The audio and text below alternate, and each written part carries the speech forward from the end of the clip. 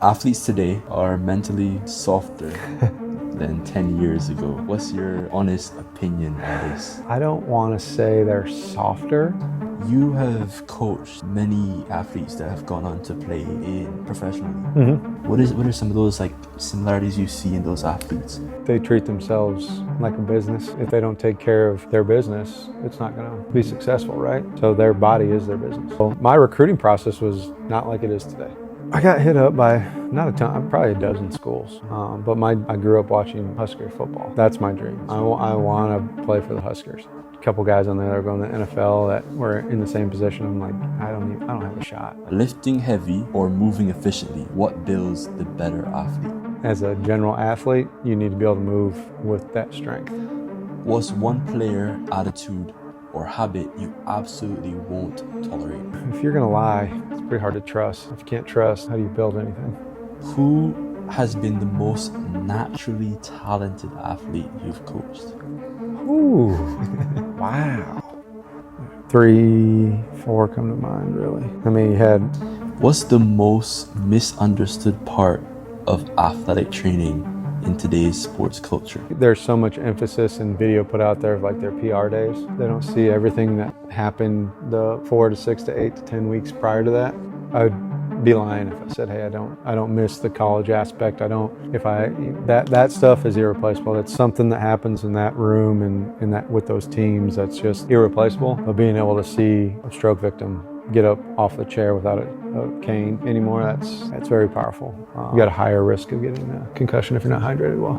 With being a strength coach for so long and integrating the neurosensory part of it, you can fix those things pretty quickly, which is what's cool with Square One. What is Square One? It's a neurosensory, basically use your nervous system to get you to move the way you're supposed to. When you learn how the brain works and your vestibular system and your proprioceptive system work, you're like, that's why this works. That's what's next for you. Are you excited? Super excited. When you start moving the way you're supposed to, you can level up and continue to push. I do like to start off with a question that anyone listening, anyone watching, anyone sitting here can answer, but may cause them to think for a second. And this first question is, if you could give yourself praise for the next 3 minutes, what would be the first thing you commend yourself for? Well, the first thing I would commend myself for has changed. Actually, I've committed to Christ in February, so that's probably the coolest thing I've done in my life. And then after that, being a successful husband and father would be the next best things in my life. And then come my coaching career. I've been able to coach a lot of really cool people, been able to build a program, I've been able to help resurrect a program. So being a part of all of that and being able to change people's lives is just unbelievable. Yeah. You started with saying your relationship with your religion, and there have been many conversations that I've had on and off camera with people in the industry, athletes, directors, who share their relationship with their religion, mainly Christianity. Yeah. And for the most part, they're involved heavily, and also they're members who are trying to get more involved and be a part of and commit, like what you said, to Christianity. And I think that you doing that recently, I want to know, what was your experience like? It was pretty crazy, actually. It all stemmed from being at Tulsa, and we were on and off at church a little bit, but when the coach I came to Tulsa to coach with, the head coach, Philip Montgomery, was relieved of his duties. I asked some of my good friends, how do you pray for answers? And how do you know what if you should stay or you should go or what you should do? And my best friend, he's my best man in my wedding. I've known him since we were sixth grade. Yeah. Grew up together. I just called him because he's Marine and all that, but he's got a degree, a master's degree in religion and whatnot. So I just said, hey, Mike, I need some help, man. I don't know what to do. I've got an opportunity to leave and go at another school, high school, with a guy that I respect big time. But I asked him to help me pray, and then the next day I opened up a quote book that was given to me by another coach I respect, and it said, maybe the opportunity you need is right where you're at. And I mean, I was like, well, this has got to be a sign. I should stick it out and be here. So I stayed a year. But during that time, my wife had always been asking me to go to church and that stuff. And I was just like, I'm not just going to go on holidays and all that stuff. But I got that sign. And then on Easter, she's like, let's go to church. And I was like, no, this is my free Sunday. Like, I'm not going to church. I could see that she really wanted to go. I was like, all right, never mind. We're going. We're going to go to church. We went to church. And it completely changed my life, because I was at church and I felt different when I was at church, because I got a sign. I didn't understand it, but I got a sign to stick around and go through the 2023 season at Tulsa. And so we went to church, and we didn't miss church. We haven't missed church since that day. So we go on Sundays, we do that. Our kids are more involved, all that stuff. And then, I started getting more into the Word and took a leap of faith, right? I took a leap of faith to become an entrepreneur and start my own business and do that stuff. And He's provided the entire time. I had I don't have a business background or degree or anything like that. I had no clue what I was doing. I just knew I was pretty good at being a strength coach, and I knew the neuro side of things really well. And there's got to be a way to make a business out of this. Yeah. So I did, and I just kept getting closer and closer to Jesus and the Lord, and just kept doing it. And life was getting better for my family, and and they always say when the man brings faith into the family, everything starts to get a little bit better, And so I did, and I'm in the Bible every day, and then in February I said, hey, I want to go all in with him, and got baptized, and not because I felt like, it was time to do it, or it was getting close to Easter or whatever it was. I was just like, no, I'm going to go do this. I'm going to go get baptized, because I can't be toe dipping around this. Yeah. Like, I'm going to be all in on it. So I went all in on it. Yeah. And, it was very powerful. I had one of my really good friends, Danny Moniz, he actually baptized me. Good friends? Yeah, very good friends. And I only got to know him because I stepped out of what I was doing as being a college coach, and got to be with their family, and we hung out quite a bit, and they're just a salty earth people. And, being a college coach, when there's like a holiday or something, you always have colleagues and stuff like, hey, let's go to our house, let's have Friendsgiving, Strengthsgiving, whatever. And, that first year out, we're like, man, what are we going to do for Thanksgiving? What are we going to do? And the Monizes always invited us to come with their family and celebrate that stuff. And so that journey's been unbelievable, and I think it goes hand in hand with the success that I've had a little over a year in, of building Synapse Performance and doing that. And there's things I miss, but I think I'm doing what I'm supposed to be doing. Yeah. All signs led to that, and there's opportunities, or I had opportunity. I interviewed for a couple other jobs, and those doors closed. And I used to be like, man, I must not be good enough, or why can't I? Well, I was always chasing like a big school, that type of deal, be on that stage. And we'll get into it, but like coming from South Dakota to Tulsa, there wasn't that much of a difference. You just had more resources at hand. South Dakota's a little different because they've got a lot of resources, and obviously that's my home and all that. But everything I've done, I've prayed about, or I've asked for signs or anything like that, and it's just the doors that open, and doors that close, or I'm not mad about it anymore. I'm not like, man, dang it. Well, it wasn't supposed to be. Yeah. So you said all in, the phrase all in. Yeah. And ironically, or even maybe this is just how, let's say, that's how God works. The phrase all in I've heard for the last couple of months going to school, and I've been in different groups of Bible study. And I'm saying to not saying to myself, but I'm saying to anyone out there, I'm not, and I'll be completely transparent again, I'm not completely involved with my religion, my faith. However, what I can say is that going to school at a faith-based college, university, has changed the way I look at myself and the way I look at school and the way I look at my profession and the way I look at my family. Mm-hmm. And the word all in, from what I was hearing, is that, well, you can't be, like you said, toe dipping, you need to be all in. And I thought of it, it's like, I never had concerns, I never had a reason to not follow my faith. Mm-hmm. It's just that growing up, going to church, I did until I was about 12. But for me, I think that when I was starting to get older, or between that age of 5 and 6 to 12, I just always wanted to be. I couldn't sit still, so even class was hard. Yeah. So church and then Sunday school, I just grew a bad taste for it because I always wanted to be kicking a ball or whatever. But as I grew older, I started to ask questions. Mm-hmm. And when I started to ask questions, I realized that now these questions that I've asked had answers, and they're based on what I'm learning now about faith. And I was like, I just stuck with me. I'm like, wow, I'm here at school. I'm still asking a bunch of questions. I'm still asking anyone involved questions about my faith. Why am I like this? Why should I do this? And what you're saying about all in, I'm like,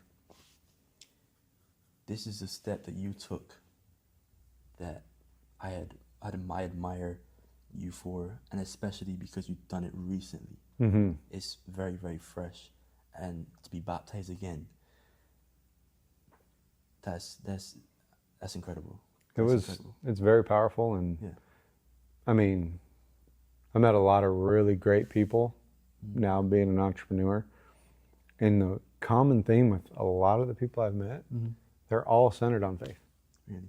And there's so many people I've crossed paths with that they might be 61 and say something, and then it turns into a conversation about Bible or faith or whatever, and it's not by coincidence. I mean, it is for a reason, and these people are placed in your life. You were placed in my life. I was placed in your life to do this podcast, and I didn't know this was going to be a point of conversation, but I mean, at the end of the day, like,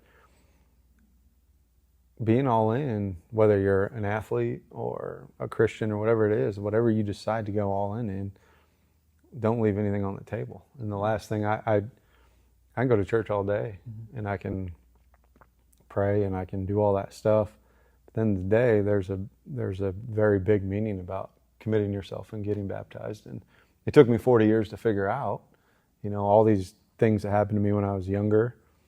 And, I got hit by a car when I was young and going 35 miles an hour, and I didn't have a helmet on. I probably should have had some sort of bad injury. I just had a road rash big time and 7 stitches in my ankle. Helmet, you were on a motorcycle? No, I was on a pedal bike in the car.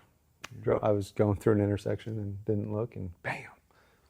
Yeah, got transported by an ambulance, and I mean, I had a small laceration on my ankle from the license plate. How old were you then? I think I was 10.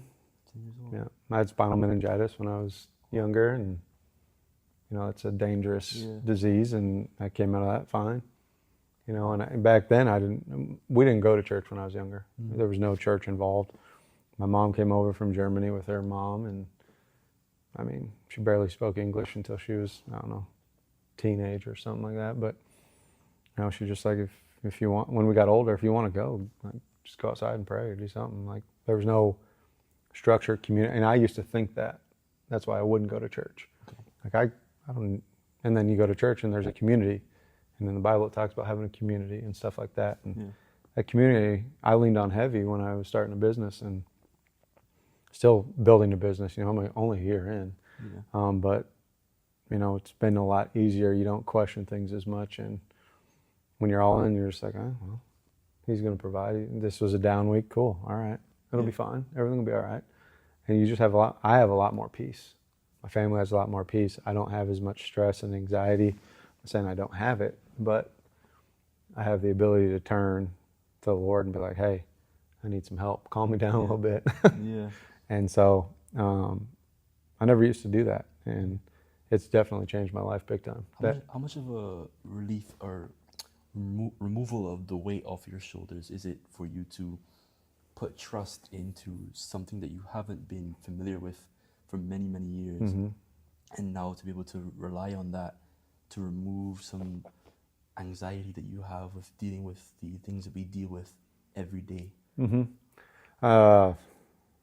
It's kind of a weird feeling because you're used to carrying around some heavy stuff, and as a college coach, you're managing a bunch of things, and starting a business, you're just, at time I was just hustling. I'm like, hey, I want to work from 8 to 8 because that's what I'm used to. Or really, in Tulsa, we're there at 4:30, 5 o'clock every day in the morning. We'd leave 6:30, 7 o'clock at night, and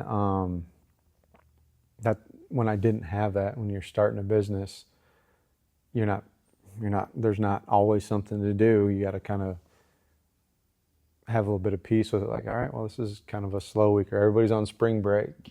Like, I don't have a ton of clients, so I don't have done a bunch of athletes to work on, whatever it is. And at the beginning, and this is before I went all in, I'd be freaking out. I'd be super stressed. I'd call up friends that have their own business. Hey, do you got any extra work? Like I was working with Buse Construction, a good friend of mine as well, and he taught me how to do a bunch of dirt work, construction stuff, let me compact, and learned a whole new set of things, things I didn't know at all, but he was there to help me and ease my anxiety, and that was kind of like my coping mechanism. I had to be busy, I had to do stuff. And now, I could call him and he'd have some work for me, I'm sure, but it's like, now I need to spend that time building this business and slow down a little bit, and okay, well, do a podcast with you, or do some market research on how to target more people, or make I have 10, 12 hours of video of me working on people with the neuro stuff that I've never posted. Really? And whether it's a stroke or a kid that lost his spleen that couldn't skip or walk right, now he's skipping and walking and doing just fine. Like, giving hope to some people that didn't have hope anymore. And I tie that directly into I am where I'm supposed to be. And that's that peace, and that, by the grace of God, I'm able to help way more people than just college athletes. Now that's who I was, and at my heart, that's what made me who I am. It was being a college coach. Let's speak more about that, because I want to give solidify what you just said and kind of make it concrete for those listening. In one sentence, what can you say is your profession, and what can you say is your purpose? One sentence for each.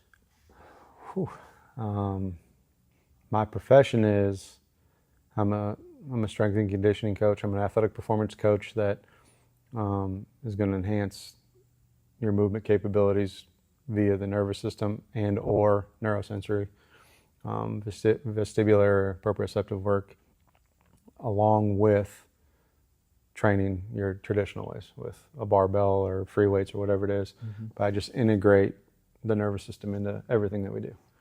And so that's kind of my profession. That's what I do. That's what I move to, and try to help movement expression for 7-year-olds to 83-year-olds. That's my range that I've worked with.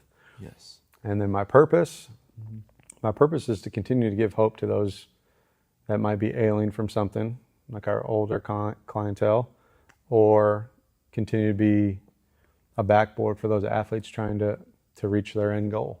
And some of those athletes don't realize what that end goal is until you show them you're so much more capable than what you're doing. And that might be through neurosensory work, or that might be hitting a new PR on something, or some sort of run, whatever it might be. But it's just being that support system and showing them, hey, there's a little bit more there. Let's keep leveling up. And my purpose is just to continue to do that and show anybody that, you're capable of a lot more. There's a lot of hope out there. And then I tell them my story a little bit, Their story. You just can't give up. Just keep riding. Is there a separation between the two? But by what it sounds like is that they're very much intertwined. Yeah. They're like this. Yeah. Me as a performance coach, and then me as a human. My wife will tell you all the time, I'll be like, oh, that person, they've got a hitch in their step or whatever. I just do it. And I try to separate myself a little bit, but at the end of the day, that's what I love. I love helping people move better and feel better, and that's just who I am. Yeah. It's like what you mentioned with you seeing things as a strength coach and performance specialist, but like you mentioned with the seeing some detail that not many people see. And it's like when I asked a question, or when someone asks, oh, there's a professional basketball player, do you just watch basketball for fun, or are you watching it to analyze the game? How do you switch that off? I don't know if I totally switch it off, but things I do in my day-to-day, even with my own daughter. I mean, I saw a little gimp in her left foot, and I was like, hey, come here, and I fixed it right there. So I don't know if I actually shut it off. I do a lot better now. I'm more present, like when we're jumping on a trampoline or playing baseball or running, I'm just having fun. You know, I'm a present father, present husband. You know, I'm not there like analyzing, looking back and saying, what's going on there? You know, let them play. But when I do see something significant, I just jump in and I do it. I understand. And I'm very interested in learning more about what you do now.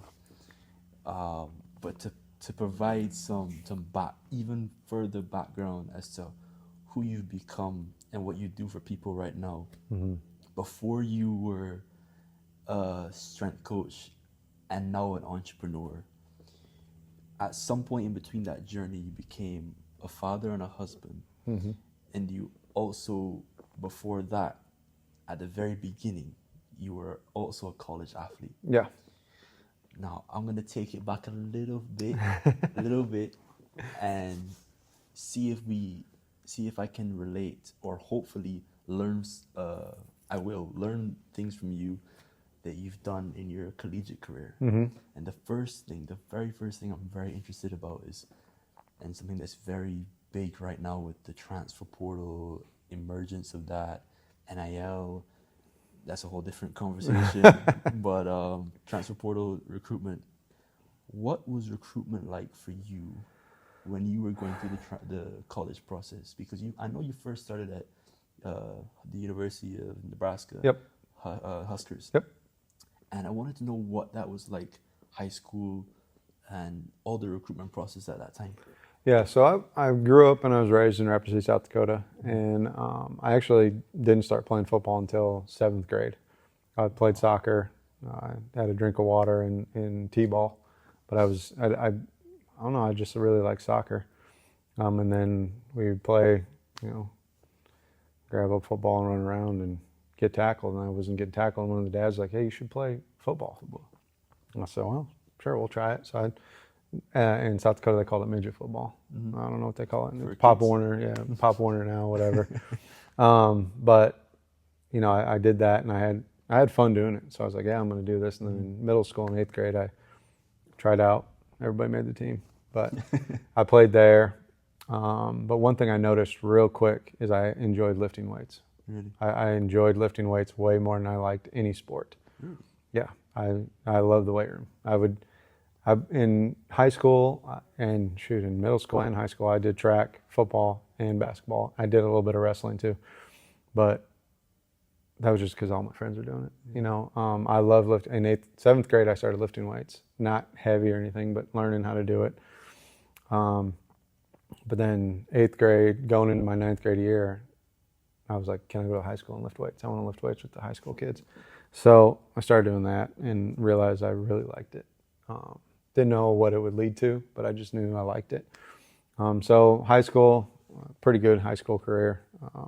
Started out as a cornerback, and then slowly gained some weight and turned into like a safety rover. Okay. I was good at punting the ball for some reason, probably soccer. Yeah. So I was a punter as well. Really? Yeah. So special teams then, like. Oh yeah. I wanted to be on the field at all times.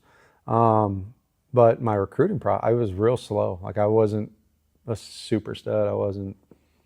We weren't a super good football team.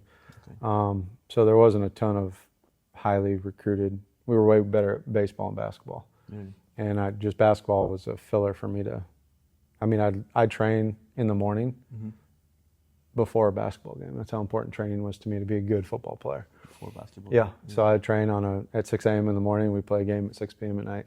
Really? Yep. So I used to say I was, trying to follow the Michael Jordan trend, but Or the I Kobe didn't. Bryant training. Yeah, Kobe Bryant. Yeah, Tim Grover. I read all of his stuff when he was Michael Jordan's strength coach, and they would train before games or even after games at times. But anyway, I got hit up by not a ton, probably a dozen schools, but I grew up watching Husker football, and I knew they had a huge walk-on program, so I was like, that's my dream. I want to play for the Huskers, and probably everybody does. Play for that big school, whatever. South Dakota doesn't have a Division I at that time. Oh, they were Division II? Yeah, yep. It was all D2, NAIA, D3 stuff, which is fine. I mean, go play. But I wanted to try it. So I graduated in 2003, and I went down there, took a visit, and I said, I'm going to walk on here. That's what I'm doing. So coaches came to my house, recruited me, tried to get me to stay in state, or I had Brown University come out, and I was like, I'm not moving that far away from home. Yeah, that's incredible. Where's that? I don't even know. I can't even remember. But growing up, we didn't have a ton of money, so I knew living far away would be hard. And I was a smart kid in high school. I had a lot of smart people around me too, but my dream was to go there. My mom was like, well, follow it. Yeah. Go do it. So I did. I walked on, went to every game, learned a whole bunch of cool, gained a ton of weight, about 195-ish pounds. After my first semester at Nebraska, I was like 220. Really? Yeah, gained quite a bit of weight real quick. And it wasn't like because I was out partying or anything. It was because I was training and eating all the time. All the time. Yep, and they had a really good training table there. So did the walk-on deal. Coach Solich was let go of his position or his job, and Bill Callahan came in. And at that time, I just kind of realized, like, this isn't a place where I'm going to be able to play football. I'm not good enough to be here. Yeah. So I emailed a whole bunch of people that ever recruited me and just said in my email, I'll never forget it, first team that responds, I'm coming there. How did you know you weren't good enough to play there? Just by being around the guys. Yeah. Just knowing, like, I mean, there's a couple guys on there that are going to the NFL that were in the same position. I'm like, I don't have a shot. Like corner? Safeties, the Bullocks brothers were there, and I got to see Richie Incognito play, and all these studs out of Nebraska. I mean, you can name them out. I mean, there's tons of them. But I just realized, like, that's not the place. I'm not good enough, and that was hard to swallow at 19 years old because that was my dream. But you could still play because you're a walk-on. You could still play, but you wanted to be able to touch the field. Yeah, I wanted to be on the field and actually not just practice. Right. So back then there wasn't like a transfer portal. You just transferred. So I transferred to the University of South Dakota. Had to sit a year due to transfer stuff, which was no problem. I just continued to lift weights, and then I gained a lot of weight. All I did was lift and eat, and I practiced obviously, but by my sophomore year, I was like 250 pounds. Yeah. From 195 to 250. Yeah. So that's even more than what I thought. Because it was 30. It's actually probably like 40, 50 pounds. Yeah. Yeah. So I put on quite a bit of weight real quick. And just lifted weights. I'd eat, lift weights, ramen noodles, tuna, cottage cheese, just whatever it took to gain weight. Because I wasn't blazing fast. Yeah. So I knew I'd have to probably play linebacker or something like that. So that's the secret. Tuna. That's the secret. That was what I was doing. Cottage cheese. Yeah, and put some hot sauce on it. I mean, I might try that. And it worked obviously. And then, South Dakota was awesome. It's kind of funny. The guy that got me to come up there, his dad actually ended up being the head coach. One of the head coaches after the coach I played for. Okay. and actually helped me get the head strength job at my alma mater. He was let go, and then Coach Glenn came in, and his son is the one that actually got me to go to South Dakota too.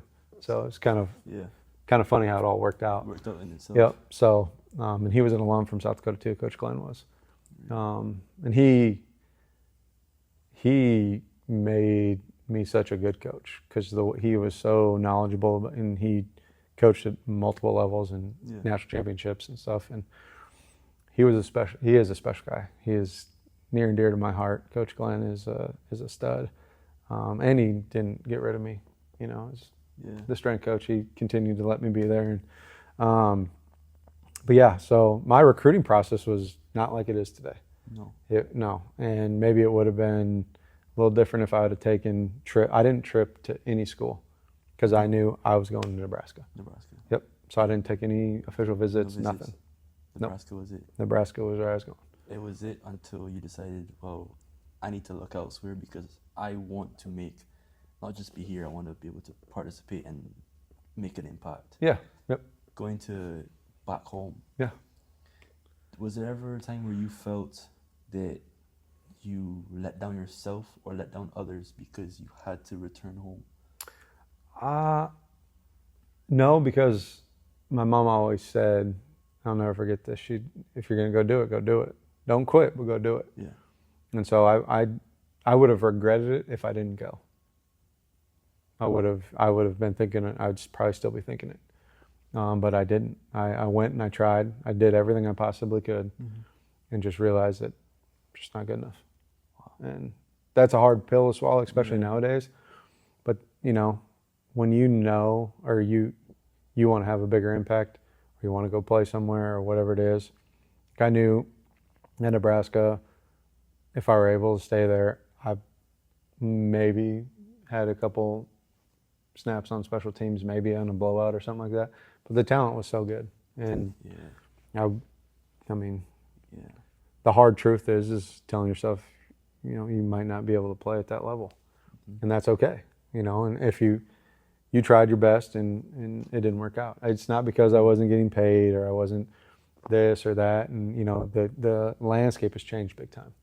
And if you can go and you can make, some people are making life-changing money. Like there's a lot of money being thrown out there. Not wrong, not right. And I'm not opposed or against it. But I played because I wanted to play the game, and I wanted an opportunity to play, and that's why I left. That's why I ended up at South Dakota. And again, I wasn't going to church or understanding it all, but the bigger picture of it, the plan is the plan. And I mean, that's what jump-started me into being a Division I strength coach, building a program at South Dakota, building a miraculous room, built a huge, phenomenal weight room, still there today. Met my wife there.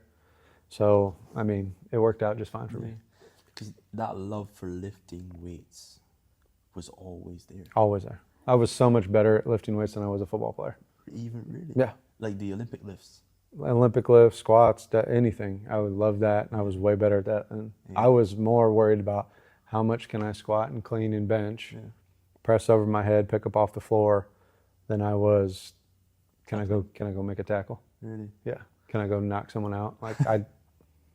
That was fun. Yeah. That was really fun to run down on kickoff and stuff like that. But I was way happier in the weight room. Yeah.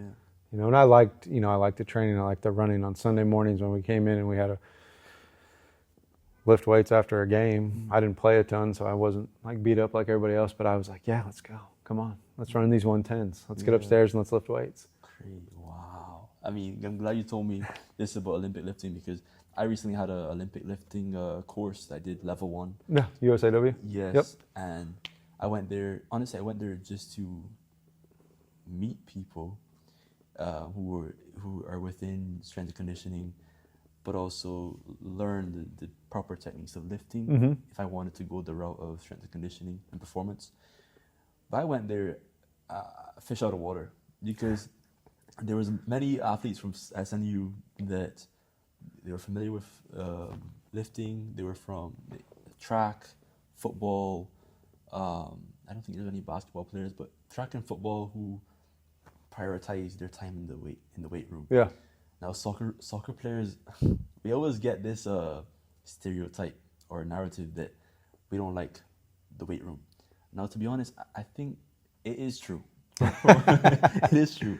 From what I was learning from many teams I've been on, and learning about, we want to play on the field. We don't want to do everything on the field. Mm-hmm. We don't really, and even the whole everything behind soccer, how it is a sport, we just, or the culture, we just want to play on the field. Yeah. So, but not doesn't mean we don't lift. Yeah. Because we also, well, I can't speak for everyone, obviously, but a lot of my teammates have said, you know what, we have to do a lot of running in soccer, but we don't like running.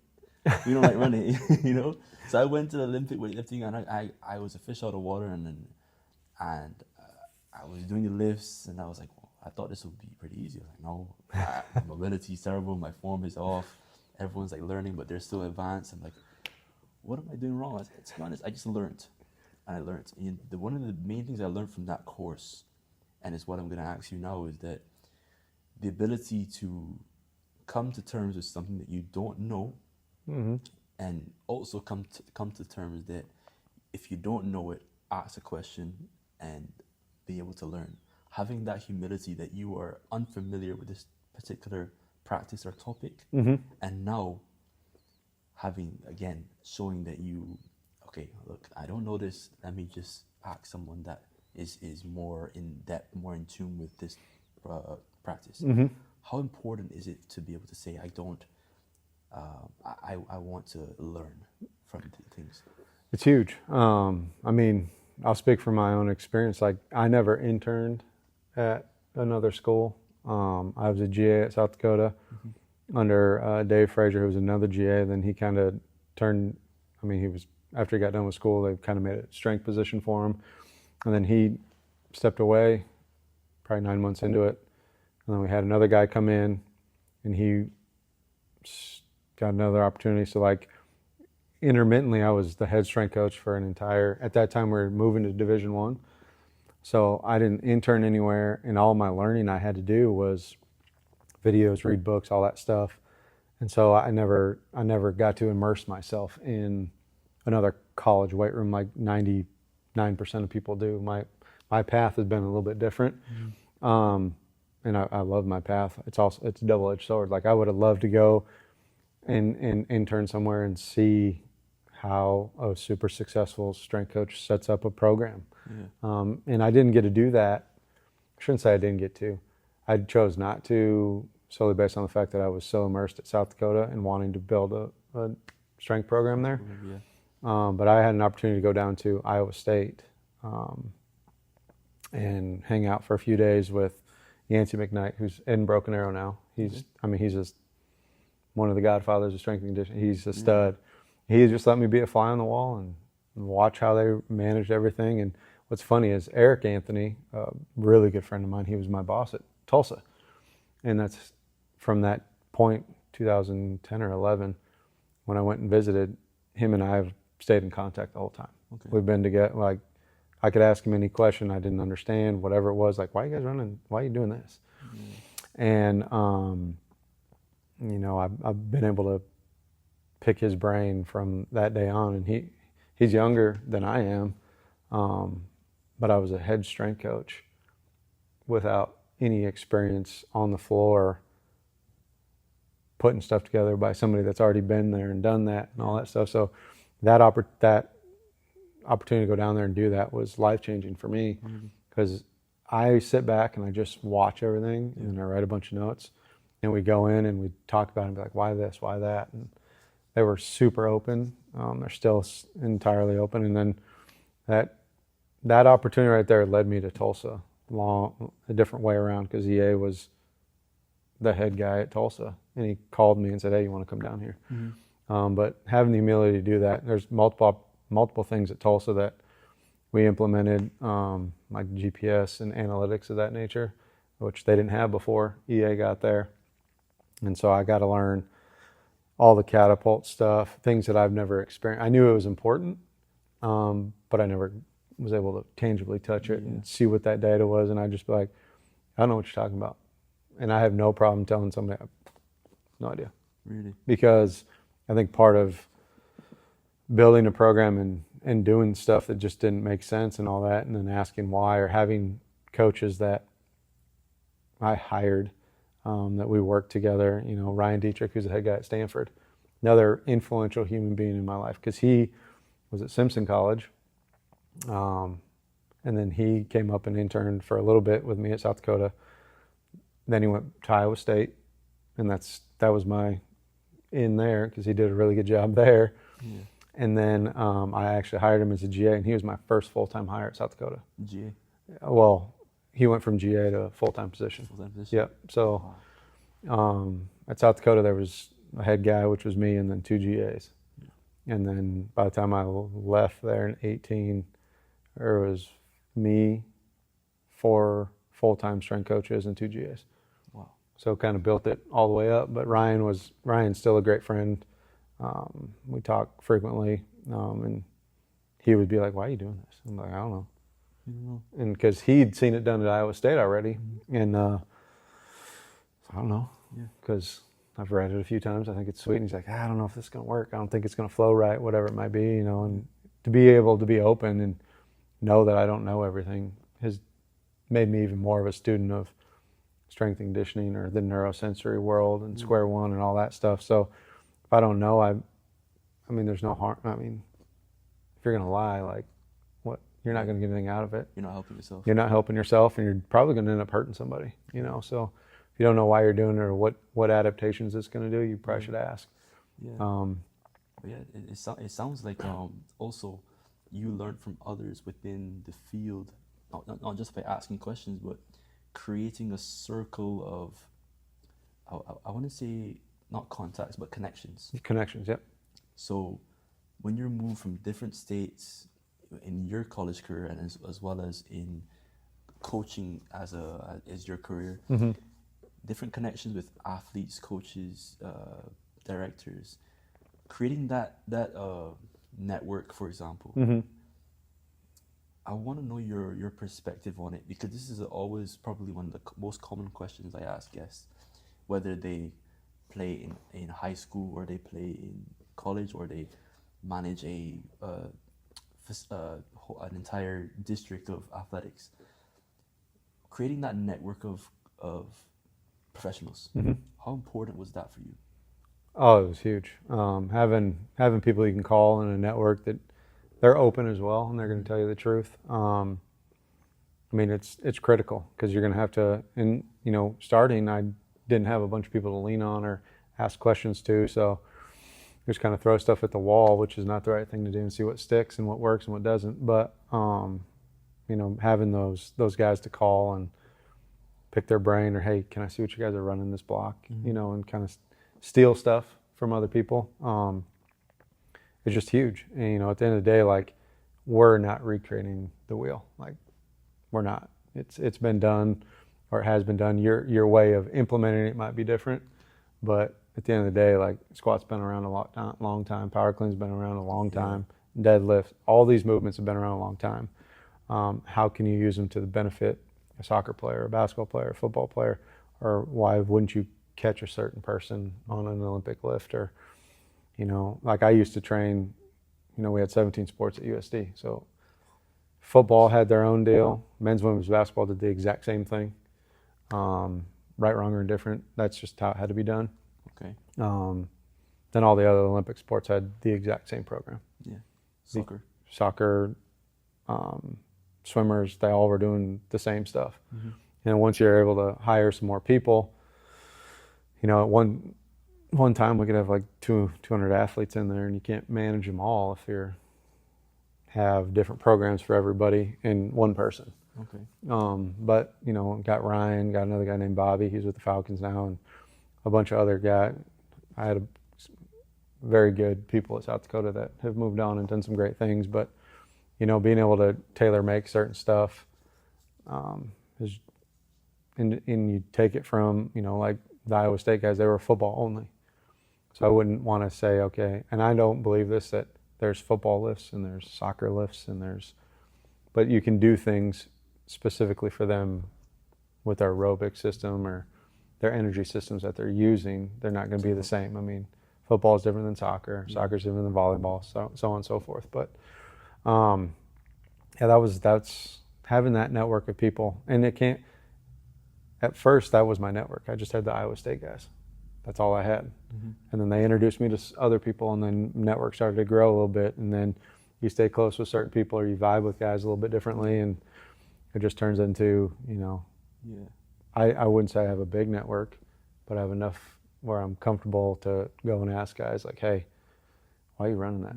How'd you come up with that? Yeah, to go and ask those questions, like what we spoke on at the start of the podcast. I want to tie those two things in within having the humility to meet or to ask questions and learn stuff that you don't know, but also network. Because I want to tie those two in to say sometimes networking can be difficult because we are either afraid or don't like the idea of asking someone who is in a higher position of us being vulnerable. For help. Yeah. There you go. Yeah. For someone going to different college fairs and asking, like freshmen, I'm a junior or a senior now, but freshmen who are looking to get into the field of sports management or business, those prime subjects that need networking. A lot of them would say without them actually telling me, but how do I get involved? I'm afraid of talking to people. I'm afraid of getting putting myself out there. What do you say to them who are afraid to try to network themselves? Just humble yourself and know you don't know everything. You don't. I mean, at Tulsa, we had a guy, Chris Cervantes, another really good friend of mine. He's with the Houston Texans now. He kind of, with EA's help, they built a sports science department basically at Tulsa. Okay. And in the hierarchy of things, Chris was underneath me as an assistant, which I don't really believe in that. Like, we're all trying to do the same thing. But Chris knows hand and foot over what I know. And I've been doing it for so long already. When he first came in, he knew so much more integral stuff of strength and conditioning, sports science, how to read force plates, how to do all this other stuff. Like, he knew it with his eyes closed. Really? And I had no problem saying, teach me. Yeah. Because I had been exposed to it. I knew he was better at it. He's a phenomenal teacher. Uber smart, but without him being able to sit down and like really go over certain stuff with me, I wouldn't be the strength coach I am now, because he's changed my life. Made me think hard questions, ask him hard questions, and be like, and being able to, I mean, he's substantially younger than me. So it's sometimes harder. Like, again, I was a head strength coach for 8-10 years before I was ever an assistant. Yeah. And I think once you get over like titles and stuff, it's really irrelevant. Like, we're here to try to learn and set the edge for the rest of the team and things of that nature. So you just got to be willing to be a little bit vulnerable and know that you don't know everything. Even if you think you're an expert in this, there's probably someone that knows something, or be able to make you think a little bit different, and whether that's business or sports management or anything like that, you can learn something, sift through the stuff that you're like, I like that. I really don't like the way he does it. That doesn't mean he's wrong. Like, I won't debate philosophy with anybody. Whatever you believe in is what you believe in. Believe in it wholeheartedly. Yeah.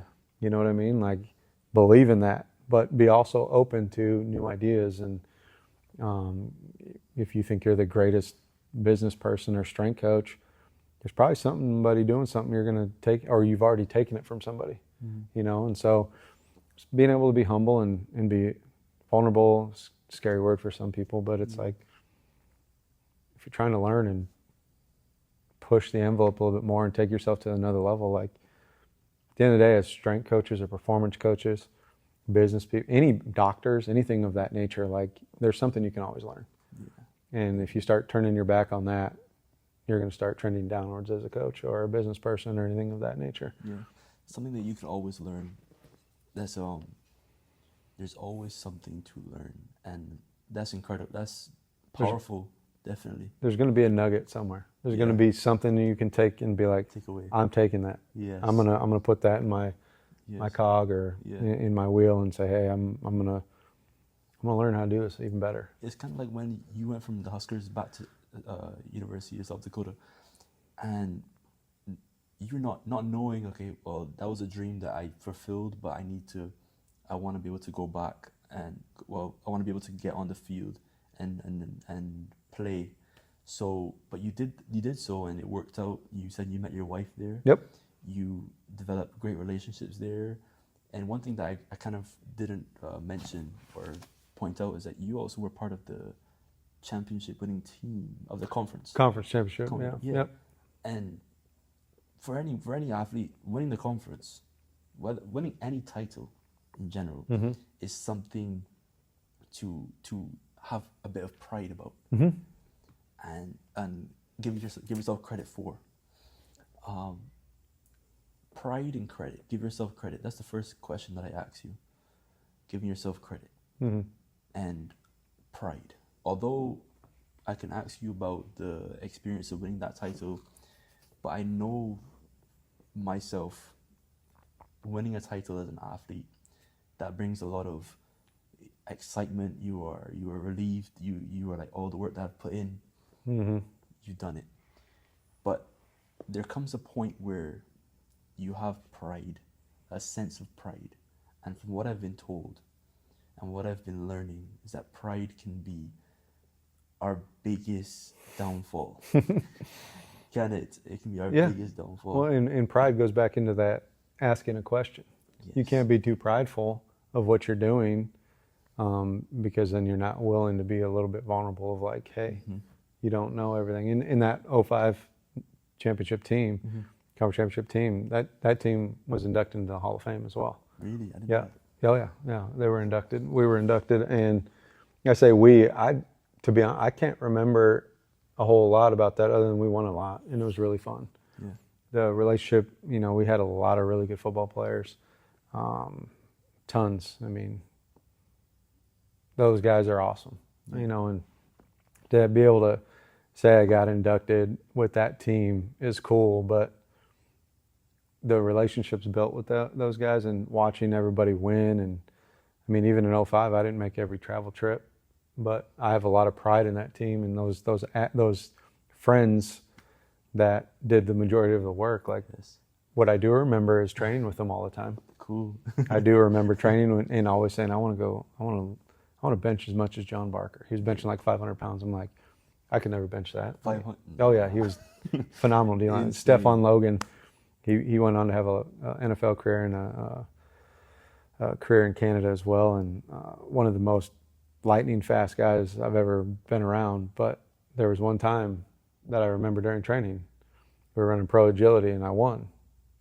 He went the wrong way though, so at the end of the day, I remember that stuff. I don't remember a specific play, but that team, I remember all that training stuff, and I'm prideful about that team and those guys, in learning things from them, and off the field fun and trips to the river, things. I remember all that. I couldn't tell you specifically a single play. Yeah. Really? No. Because just came not naturally, but you just so involved in the team, and you're. Yeah, I just love being a part of the team. Yeah. And it was like one big family, and we got on each other for not showing up during a workout, or like I worked during that time too. I was in financial aid, and I would tell my director like, hey, I have to be at these training sessions. Didn't want to let them down, that type of stuff. I didn't remember specific. I remember some of the road trips and stuff like that, but just being around those guys and having pride in that.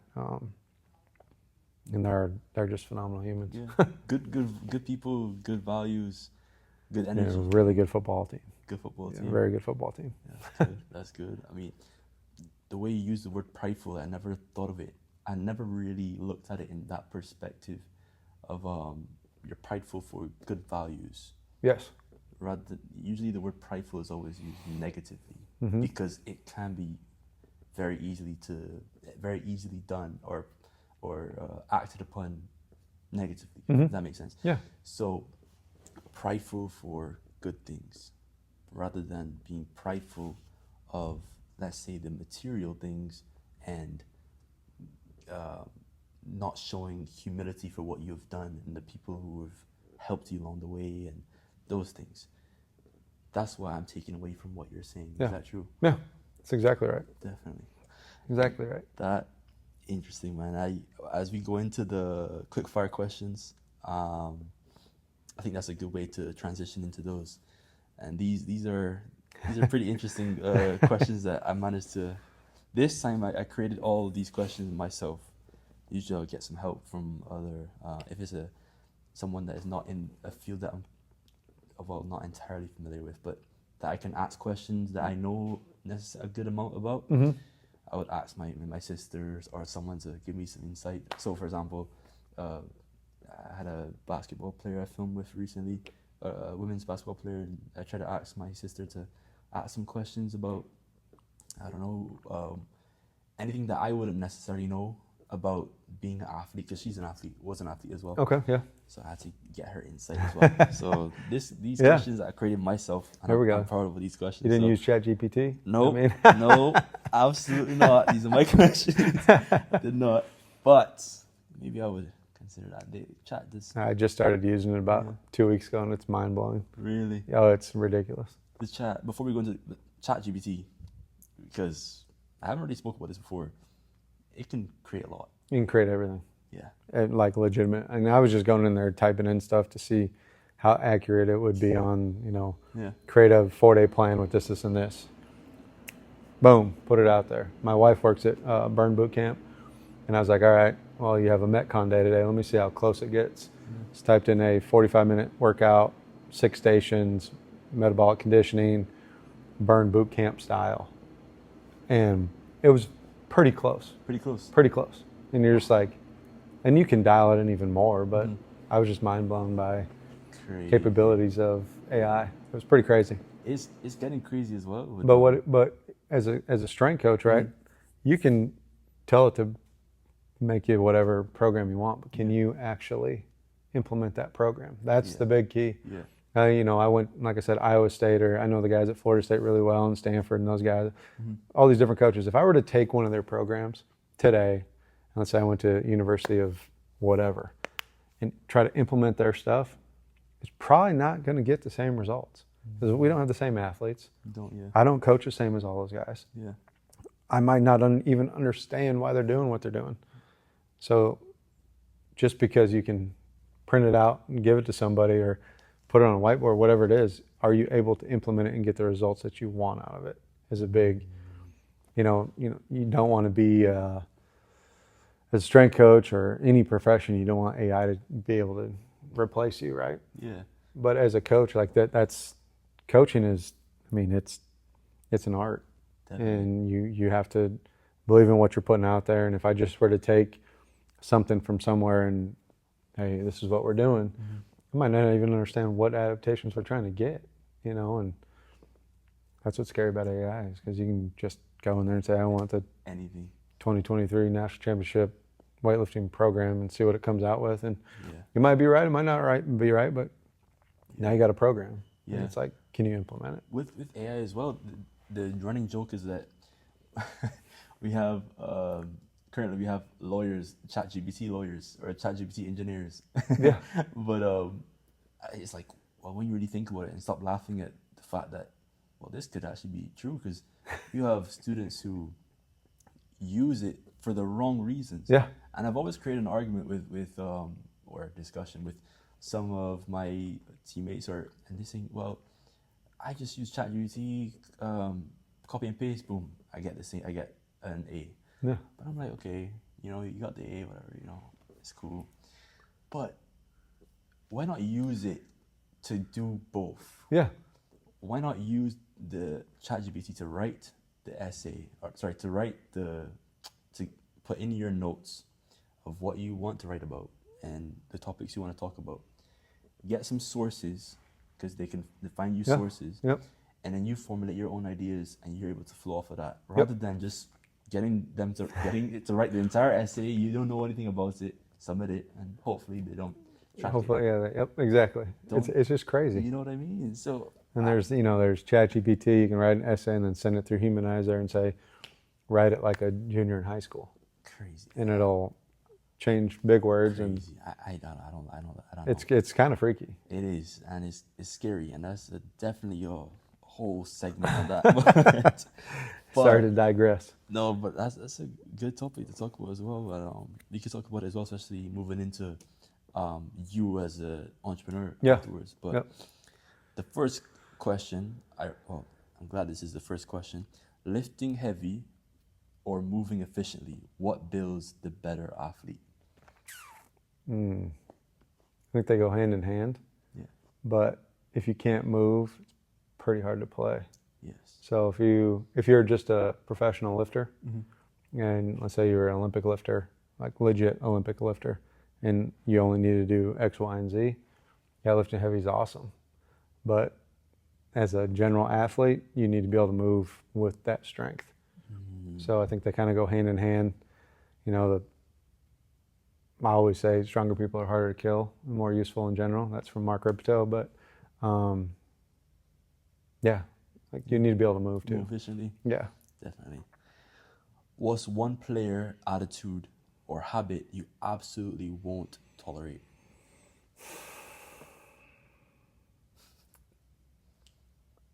A liar. A liar. A liar. Really? Yeah. How so? Because if they're lying to you, then can you trust them? Lying to you in what context? Whether they did every rep, every set, they lie about why they're late, or did they get their calories. I used to think being a quitter, but I think lying to yourself, lying to your coach, lying to your teammates leads to a lot of other detrimental things. Can't have a liar. How do you figure out they're a liar or not? Well, you get to know them first. Get to know them, and then let's say you're in a big session, whatever, 30, 35 guys, and they're done. Did they really do it all? Yeah. I don't know. Hopefully you're building a culture where other people are going to notice that and be like, hey, what are you doing? Like, you're not done. No. There's no way you're done. There's no way you did 4 sets of 10 at whatever. You didn't do your singles at 7 countdown, whatever it might be. But yeah, if you're going to lie, it's pretty hard to trust. If you can't trust, how do you build anything? That 2005 football team, we weren't lying to each other. Yeah. That's the staff that I had at South Dakota, or staff I was with at Tulsa. We ain't lying to each other because we have to trust each other to be able to do our job, to count on each other. So I think lying it's going to create a lot of deep cuts. So I wouldn't be able to deal with a liar. I didn't think about it that way. I think liar and thief, that go hand in hand too, Liar and thief. Because you're stealing yourself the opportunity. You're also stealing from others. Yeah, like, don't lie. Strong mindset or a strong body? What wins out? What is easier to coach? Having a strong mindset probably leads to a strong body. Harder to coach a strong mind than it is a strong body. Yeah. You can program strong bodies if your mind breaks down. And that goes into kind of like the square one neurosensory stuff. But your brain's super capable. And, everyone says if you think you can, you can. If you think you can't, you can't. Yeah. Like if your mindset ain't right, then it's going to be pretty tough to attain everything that we want to attain. Yeah, definitely. And athletes today are mentally softer than 10 years ago. What's your honest opinion on this? Is this true? Is it not true? What do you think?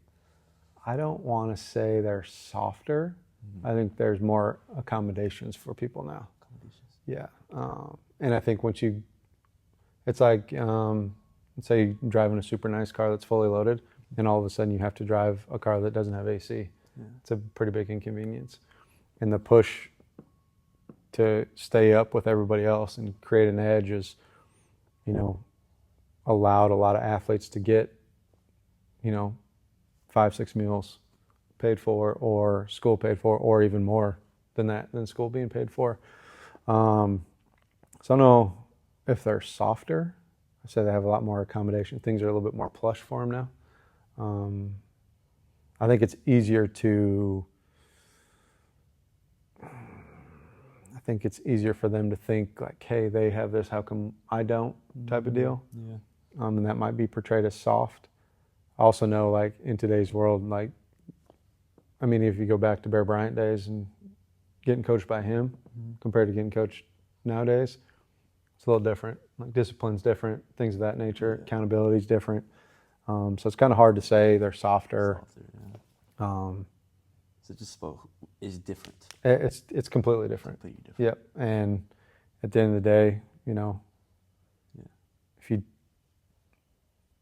allow them to use that as a crutch, then that's being soft. Yeah. You know, but don't allow, hey, this person has this, or this school has this and I don't. Like, that doesn't matter. They have the same football field or pitch or whatever it is that we do. So line up and go play.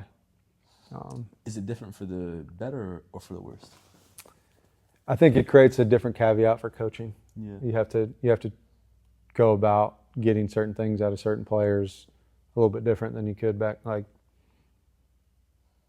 in the day, instead of just, hey, suck it up and go get it done. Yeah. It's like, well, you know, there's so much information at hand now for all athletes, for all humans, that they have all the answers already, or they think they do.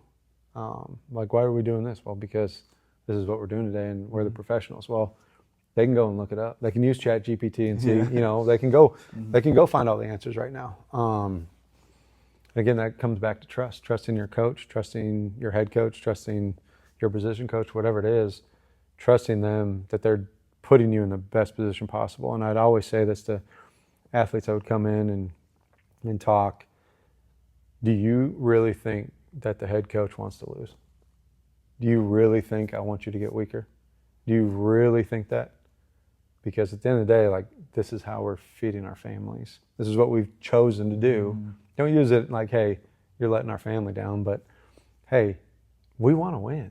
We didn't come here to lose. Yeah. We didn't come here to make you weaker, you know, so, you know, you just gotta talking to them a little bit differently. Different style of coaching. Yeah. Interesting. Would you rather an athlete question your methods or put full trust into following the program? I'm glad I asked this question right afterwards. You want them to trust you, but you got to build that. It's a two-way street, right? I loved it when athletes would want to ask questions about why we're doing certain stuff, but there's time, place, and manner to do it. If we're in the middle of a session and we're going, like, let's table this and let's go talk about it. If you really want to know about it, come upstairs, come to the office, and we'll discuss it. Or if you're really interested in it, like at Tulsa, we had a lot of guys, a lot of girls that wanted, like, they liked strength and conditioning. And so they would come and ask questions or sit down and we get on the whiteboard with them. I love that. I don't ever think they were questioning us in our methods of what we were doing. But yeah, at the end of the day, you want them to trust you. Yeah. And at the, you know, full trust in you and what you're doing, you're going to heed results anyway. So it depends on how they're coming at you. Yeah. With the questions. Definitely. We'll talk more about the Tulsa experience in depth with you having athletes that are coming to you they want to learn more about what you do. That's interesting as well. Who has been the most naturally talented athlete you've coached? Ooh, wow. Truly probably one of the most gifted athletes. 3, 4 come to mind, really. I mean, you had Will Powell at South Dakota, who went both ways as a freshman. That's pretty hard to do in college athletics. You had Kean Loggy, who played at South Dakota as well, and he could do whatever you asked him to do. Do a backflip, cool. Go do it. And then Tyler Smith at Tulsa. He plays for the Dallas Cowboys now. He's special. He was freaky strong. We'd tell him to do whatever, and he would do it. And the strength coach would be like, did he just do that? He's a freshman. He just cleaned 400 pounds. And he was just he was a freak. Really? And that's why he's a first-round draft pick and 2-time Pro Bowler. Like, wow. He starts for the Dallas. I mean, he's a special, gifted human being.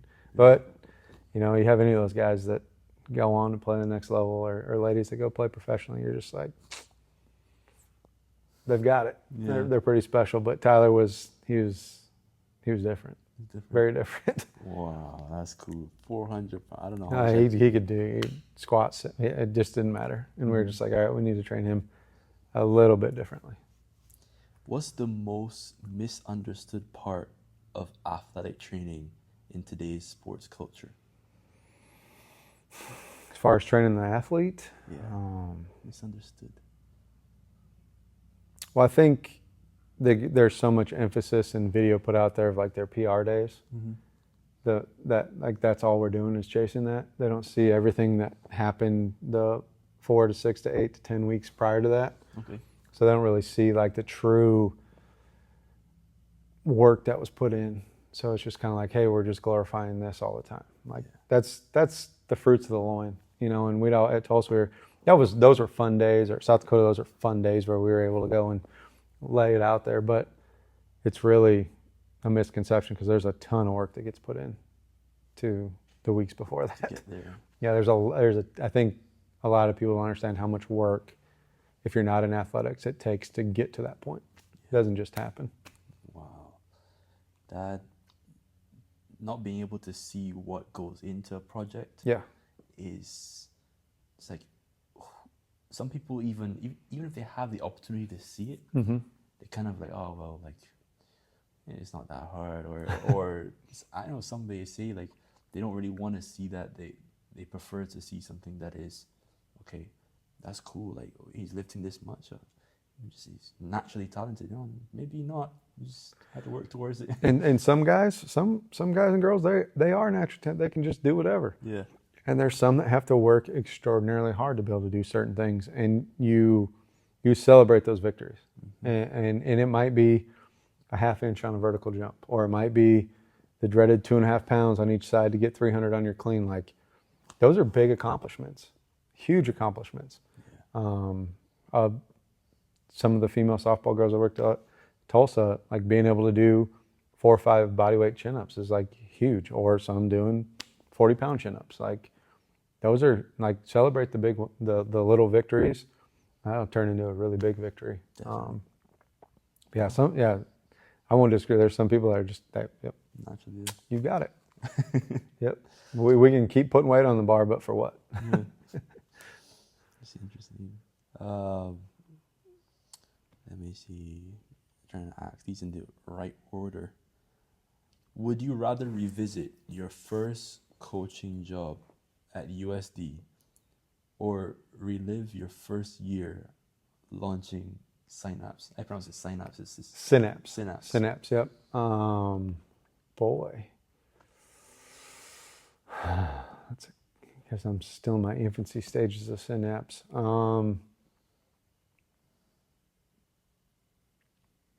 That's a great question.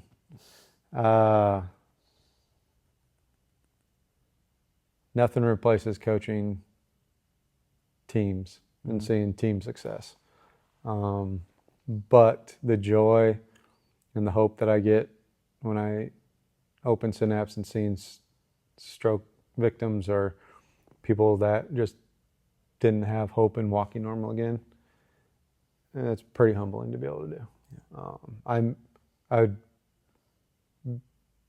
be lying if I said, hey, I don't miss the college aspect. That stuff is irreplaceable. That's something that happens in that room and in that with those teams that's just irreplaceable. But being able to see a stroke victim get up off the chair without a cane anymore, that goes right there. It's very powerful. But probably Synapse Performance.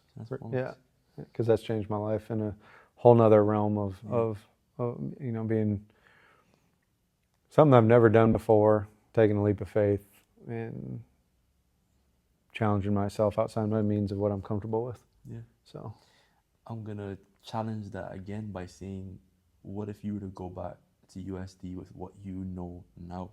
Oh boy. What I know now, I'd probably go back to USD. Yeah. Yeah. Yep. and the values I have now, Yeah. I go back to USD. Wow. I mean, it's very easy for me to ask a question, what would that person look like? But if I were to ask myself that same question, I don't think I could answer it. Well, being in college athletics from 2008 till 2023, really, and still being involved. I still have college athletes I train. But the stuff I know now and the values I have now on time and relationships and stuff like that, I'll go back and make it even better. Yeah. And that's my home. That's, that's home for me and my wife. She's from Minnesota, but we met there. We went to school there. We got our degrees there. Yeah. Had our first child there. So that's home. I'm sure I'll end up back there at some point. Your younger child is born in Oklahoma? Yeah. So my 8-year-old daughter was born in South Dakota. Okay. She was 10 months old when we moved down here. Okay. And my son was born in 2020. Wow. Right before the world shut down. Whole nother caveat. Yeah, COVID, honestly, when I was watching the podcast, getting more information about you, I forgot that, I didn't look at the date. I was like, that's 2020. I'm like, the questions were fresh off of what's going on with COVID, what's going on with training athletes. To be honest, a lot, going into COVID, I'm pretty sure everyone's response to COVID, when I asked them about that experience, has been different, but have been affected similarly. Yeah. So it was a wild time. I mean, one of our athletes at Tulsa's sister was one of the first people that came back with COVID. Really? So we just got done doing our pro day. We're the only pro day in 2020 to happen. And then Tulsa shut down. The school did. Wow. And so we were all trying to navigate, what do we do? How are we doing this? Like, what are we going to do? How are we going to train our guys? How are we going to get supplements to people and blah, blah, blah, blah. And it was stressful. I mean, during that time we were furloughed too. So we weren't getting paid from the school and just had a son. I was just like, wow. So there's a whole bunch of adversity and my wife was on maternity leave. It's not, she can't get a job. She's a fitness person. So like no gyms are opening or having anything go on. So, but yeah, it was a wild ride. It's a wild time. Yeah. Wow. It changed dynamic of strength conditioning a little bit as well too. And then we had outdoor weight rooms and having 10 groups on the hour and wiping bars after each person, finding out like that was irrelevant. But it was a fun time. Again, that staff, good luck breaking us apart. Like the stuff we did with each other and the memories we made and all that stuff, like we're close. Oh yeah.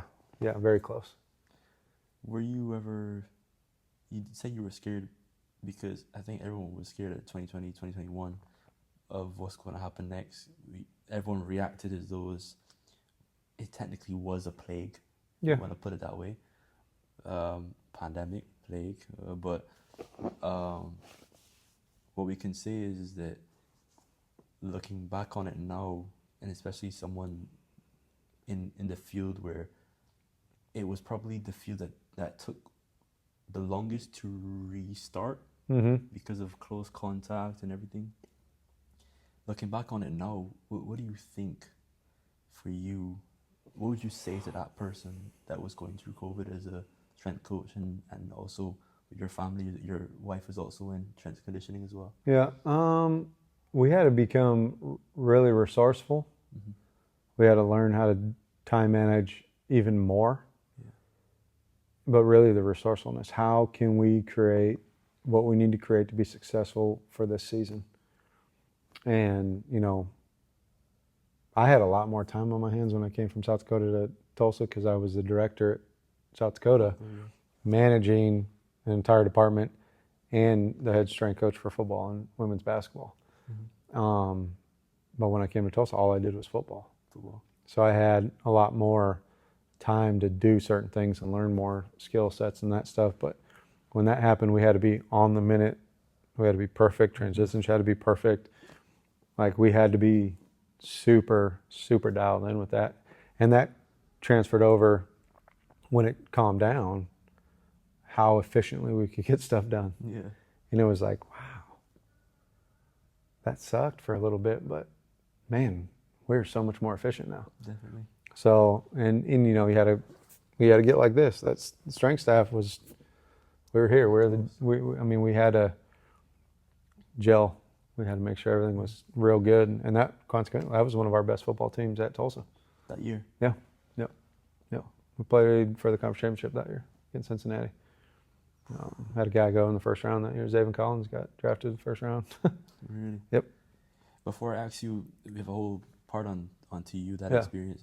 But before I ask you about that, last two quick fire questions, and I like to go as short or in depth in any quick fire question. Yeah.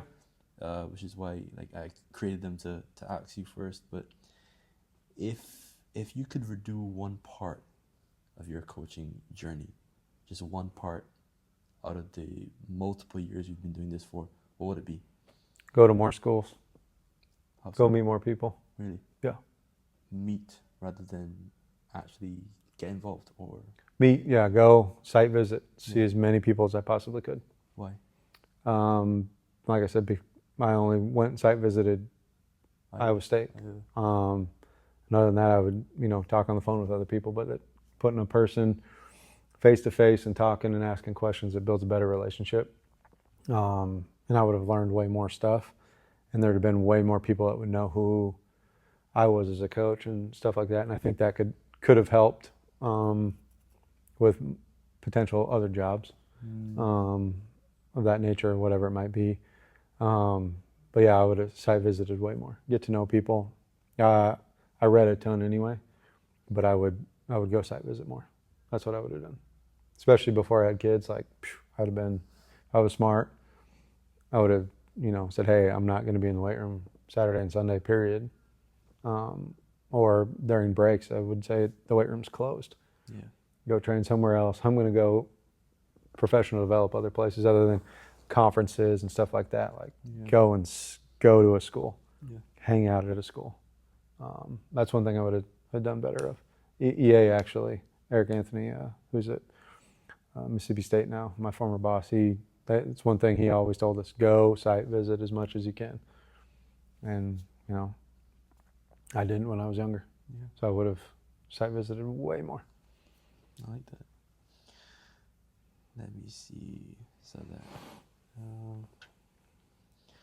Which player you trained surprised you the most in their development?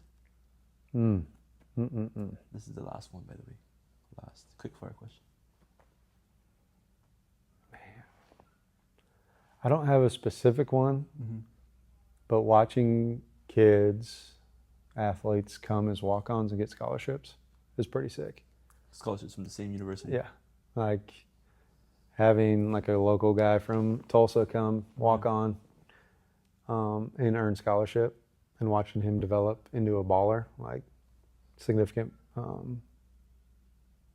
time on the field, is pretty cool. I like that. That's not very common, so that's very special to do that. Yeah, and I think probably because I was a walk-on, but there's a kid at Tulsa, his name's Mitch Culkin. Watching him develop into a scholarship athlete and a significant contributor to the football team is pretty cool. That's awesome. There's a few, but watching that happen is pretty cool. Yeah. TU, University of Tulsa. We spoke in different areas about this experience, moving from Huskers as a player, moving to University of South Dakota, where you officially started your coaching there, and then being able to move to the University of Tulsa, Oklahoma, and your family come here as well. Out of everything that you've said, I've gotten many takeaways, things that I haven't asked you off of my notes. Yeah. Like, you just a bunch of questions flying around my head. You did mention the team around you, not the athletes, the team that you had in University of Tulsa and USD. You wanted to develop a bond with the coaching staff where everyone's on the same page. Yeah. Now that you are an entrepreneur, this is a skill that many would argue, or many would say that if not the most important skills to have when creating a business. Developing a team around you that is cohesive. Mm-hmm. Big time. Was it easy for you to do so at the University of Tulsa? Yeah, actually, the hardest part was saying yes, Saying yes. to leave South Dakota. Yeah. Obviously, that's my home. I just got done building a mecca $1 million weight room that I was able to design with Sornex, like Really? to, custom racks to some things that have never been done before that now they sell regularly. Before that, I turned down a job to go work for a basketball coach at Nebraska. Mm-hmm. On the women's side. Yeah. Financially, it was way better. To stay here? No, to leave South Dakota and go to Nebraska. Go to Nebraska, really? And link up with her again. Amy Williams, phenomenal coach, awesome person. But I just opened that weight room, and then a year later, Eric Anthony calls me and says, "Hey, I'm going to get the head job at Tulsa." And I was like, "All right, cool." He's like, "You want to come be my top assistant?" I'm like, "Sweet." Were you expecting him to say, "Come with me"? No. I kind of got an insider deal from Yancey saying, "Hey, EA is going to probably take this job. You need to be ready." Yeah. So, funny, we were at a trip to the Walter Payton Awards for Chris Strevler. He's a special athlete. He's a quarterback. He's special. He's right there with Tyler Smith. Tyler Smith. Yes. Still playing. Played in the NFL for a while. He was up in Canada, won a Grey Cup. Awesome guy. Just got engaged, actually. So shout out to Chris. Yeah, shout out to But he was up for the Walter Payton Award, Heisman basically for FCS football. And flew down there on a private jet with some boosters and administrators. That was a cool experience. Oh, Flying cool. private on. Yeah, that was pretty cool. But he actually called me when I was in the air with him. Really? Yeah, and I was like, "Look, I'm just about to take off. I'll call you back." Yeah. So on Monday, I called him, or he called me back. He's like, I got the job. I'm going to take it. I want you to think about it, whatever. All right, cool. This is in January. And I'm like, all right. I talked to Rhiannon about it. I'm talking to Dietrich, my buddy, Ryan, who's at Stanford now. He's down at Houston doing with Yancey. And I'm just like, I don't know. Didn't know any of the financials, none of that stuff. And obviously that's financially driven. We just had a daughter, right? Yes. So, we're doing really well at South Dakota. My wife was the director of fitness for the entire school. I was a director of strength and conditioning for athletics, and we were doing really, really well. That's cool. Very, very well. And he called and he told me, some of the specifics. I was like, whew, that's not what I was expecting.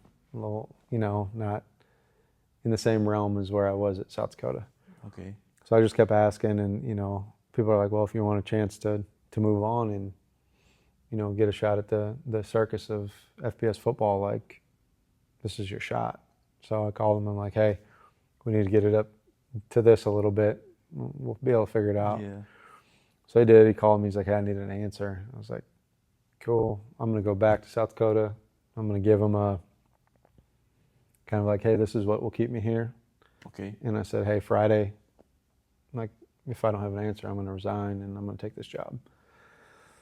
Long story short, 4:30 on Friday comes around, no answers. I walked over to HR, resigned, got all my stuff ready, packed my office up. Did they at least tell you they want you to stay or no? Indirectly, yeah, but it wasn't. They didn't.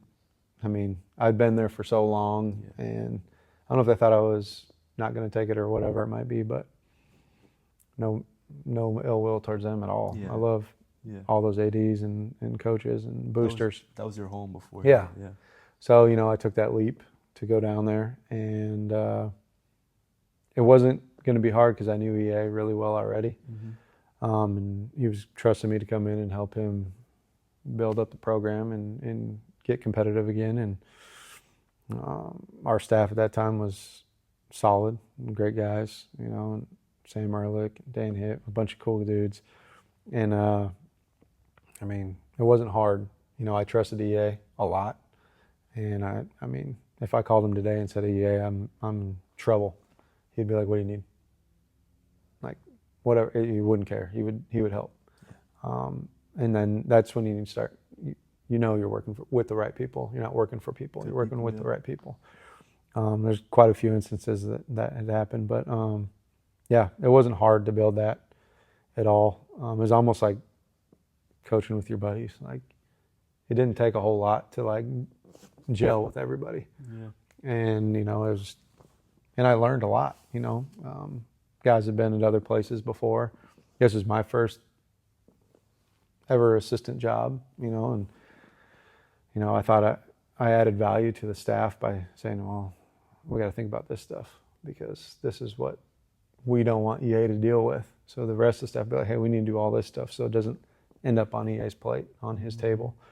So I think I added value immediately with that stuff, but we didn't want to let each other down. We're all former athletes and kind of knew like team cohesiveness was required to be successful.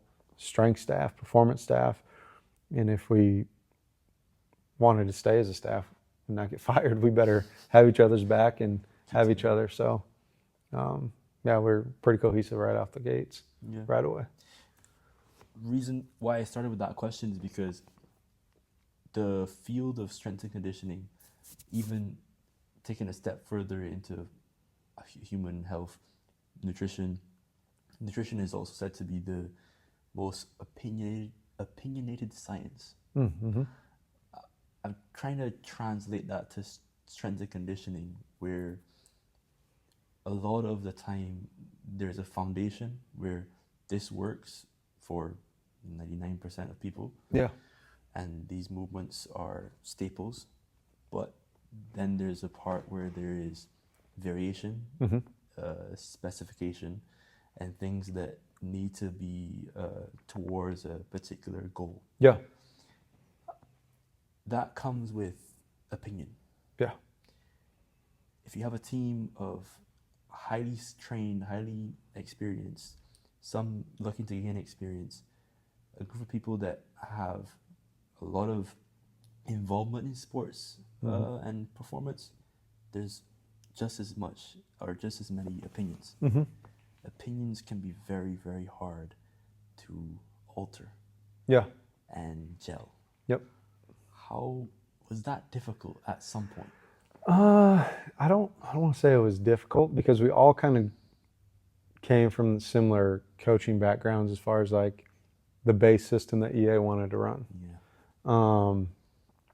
And at the end of the day, as assistants, your opinion needs at some point isn't going to be, I don't want to say valued, but if we're going to run this is what we're going to run. That's how it's, yeah. Yeah, and you can't get sad about it or your feelings hurt. It's just, he's got to answer for this program, not us.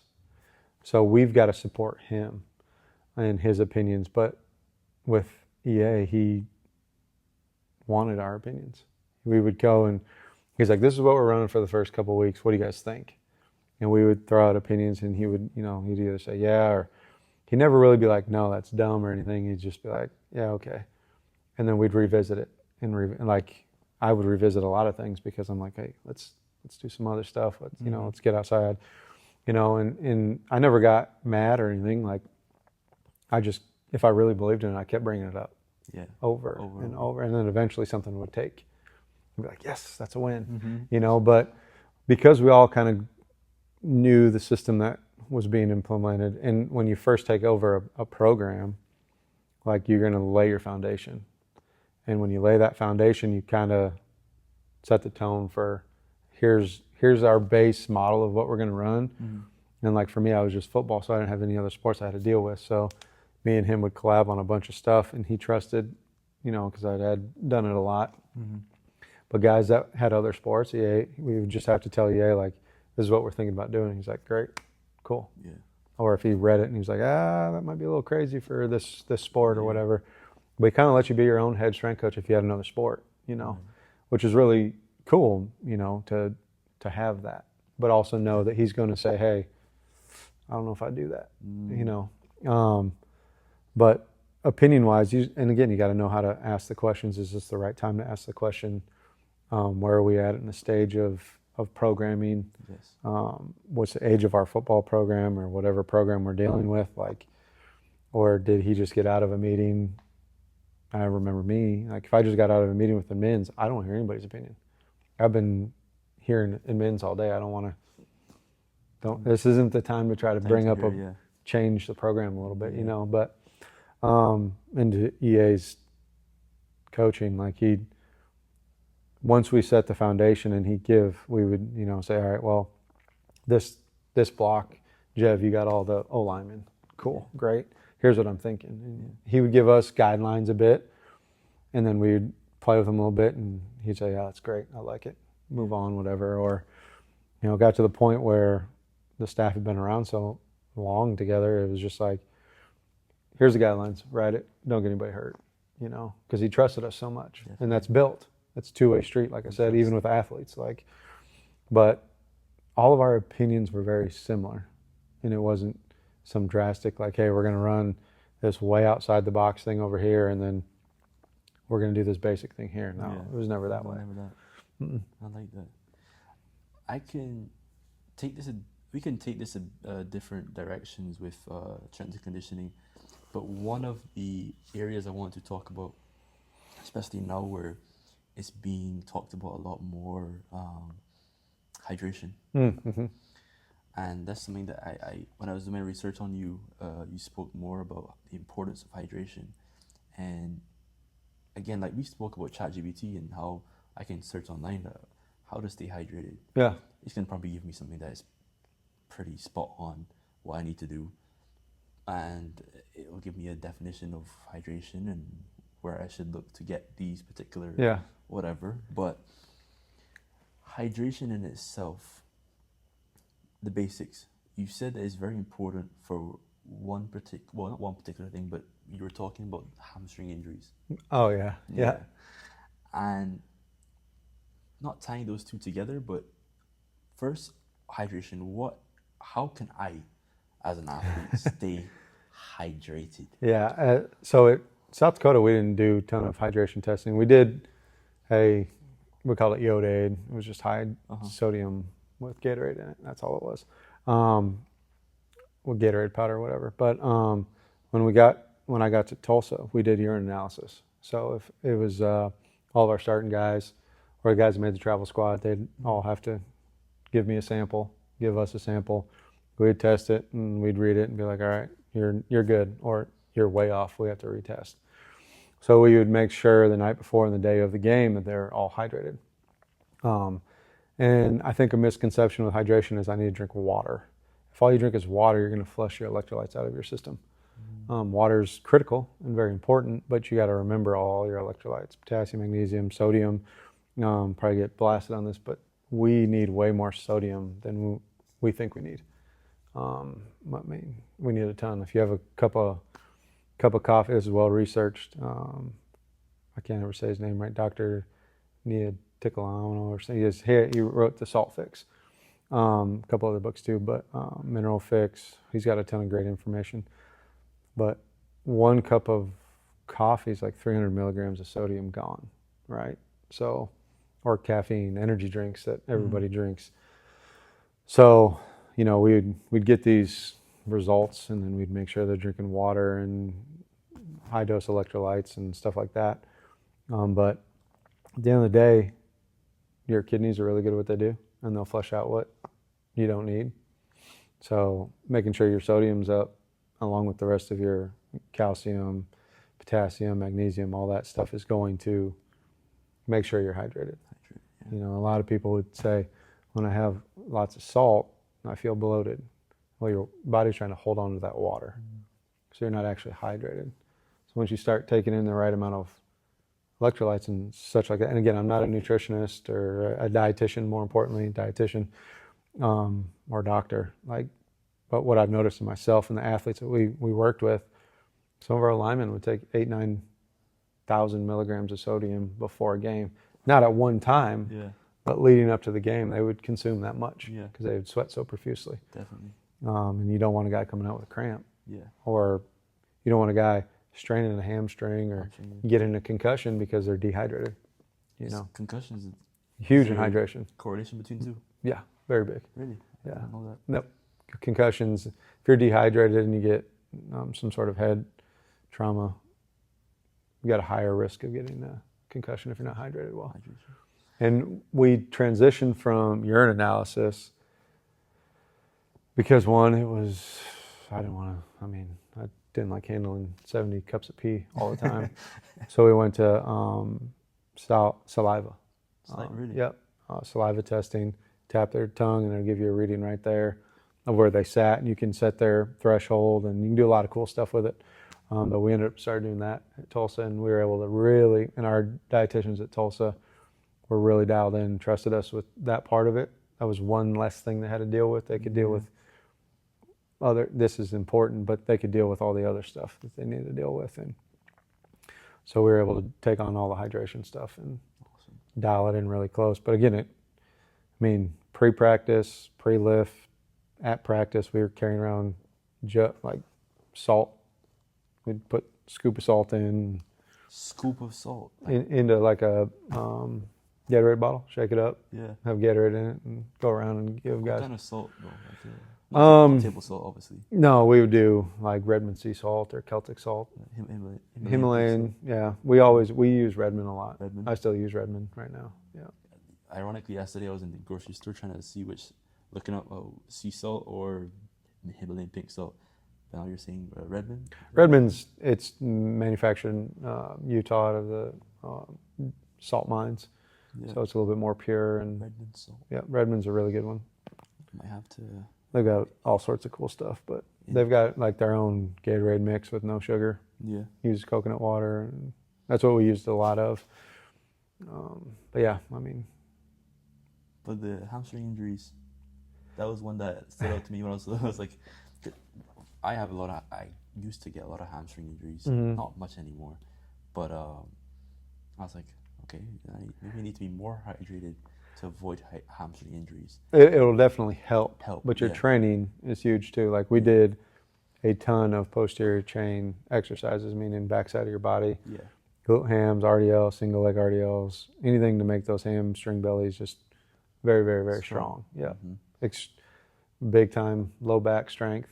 You know, if you have a weak low back, everything translates to a hamstring and puts too much stress on it, and overstride and things of that nature, all this stuff. But hydration is a very low-hanging fruit to make sure that you're lubricated to be able to do what you need to do. That's one of the practices, hydration and maintaining good health and maintaining your body well, of what you would describe as someone who is a good athlete or an athlete that can take care of their body, hydrate well. You have coached many athletes that have gone on to play professionally, whether any sport, there's NFL, NBA, wherever it is, and they have moved on, played at a high level. What has been the key characteristic that you or similarities that you see in their characteristic in how they mentally or physically, how they prepare? What are some of those like similarities you see in those athletes? The majority of them treat it themselves like they're a pro already. They have a higher goal, and they treat themselves, I don't want like a business, but if they don't take care of their business, it's not going to be successful, right? So their body is their business. And we say it all the time. I think Chris said it first, Cervantes, their best attribute is their availability. If you can't play, you don't get film, scouts can't see you, you don't get to play in a game, so then how are you going to be able to move on to the next level, right? And when you're trying to move on to the next level, that is a business decision for those organizations. They're investing, for some people, they're investing $30 million into you, or more, obviously. So if you miss one game out of 11 or 12, they're going to ask why. Or why? How's this person in the weight room? Are they always hurt? Do they take care of themselves? And some of them are just freaks, and they can do whatever they want to do and still be good. But the ones that take care of themselves on and off the field, they tend to move on. And that doesn't mean don't have fun, don't do that stuff, but You got to be an athlete, you got to be a student, you got to be, a normal college person at some point. But it was the ones that I don't want to say, it wasn't a hobby for them. It was a job. Kind of like a job. It was their business, It was, I have a goal to move on, let's say the NFL, and I need to be available at any time to be able to play. Definitely. Or, guys that don't get drafted, they stay in shape and hoping for a call. Like if you just don't stay in shape and someone calls you out of nowhere, like we'd use multiple NFL examples of that. Like, hey, I got a call. I was in my car and I had jean shorts on. I had to go run. Like, yeah, you have to be ready. But yeah, it was just the ones that took care of all the small things.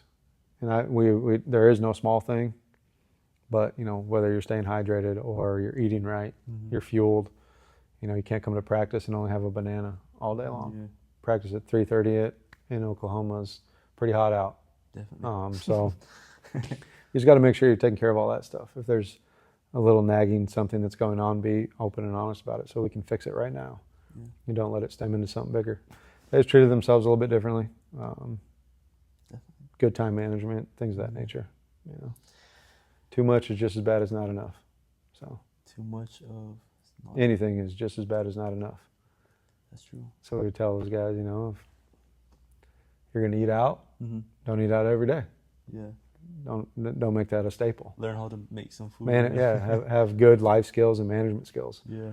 And EA did a great job of, we do talks on a board or on a TV. And I stole this. Yancey did it at Iowa State too when I was down there, and he continued to do it, all of his stops.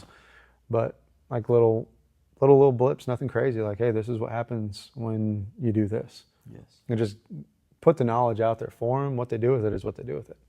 You're not going to be able to control them 24 hours a day, nor do we want to. But give them the knowledge to make good decisions, and then they have to deal with that business transaction themselves. Because at some point they all say they're grown, so they got to make grown decisions. That's true. They all say they're grown. And I can't ask my 5-year-old, hey, do you want to have chicken and broccoli, or do you want to go out to eat? Yeah. He's going to pick go out to eat. Go out to eat. You know what I mean? He doesn't know the difference right now.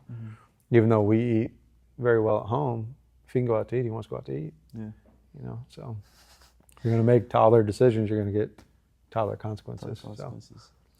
Just like in business, like you mentioned, they look at themselves as pro already. Some of them do. And as a business, they look at themselves as a brand. Yep.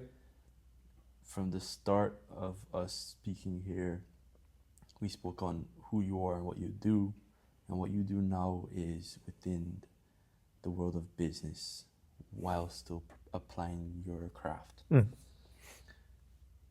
Synapse Performance. Yep. I said it correctly? Yep. Yeah. Yep. Synapse Performance. Brand. Building a brand. Yeah.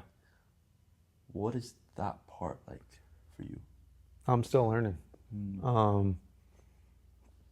I was known as a strength coach for so long, and now I'm a performance coach that deals with neurosensory stuff in square one.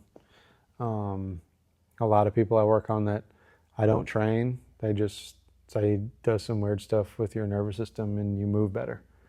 So I'm trying to take in all that and build a brand with it, instead of just this guy that can help you move better, make you touch your toe, do whatever. I mean, it is irrelevant, but he looks at you, he does some muscle tests on you, and then now you can do this movement with better range of motion or whatever it might be. I'm trying to harness all of that and build a brand on it, where it's not he's just a strength coach or an athletic performance coach or a movement specialist or anything like that. But holistically, this is what he does. And he's going to get you to move better, and he's going to get you to, maybe do a skill or a task that you haven't been able to do in a while. Yeah. How many times, hamstring, you're talking about hamstring, I had a younger kid, 7th grade hamstring issue, and it took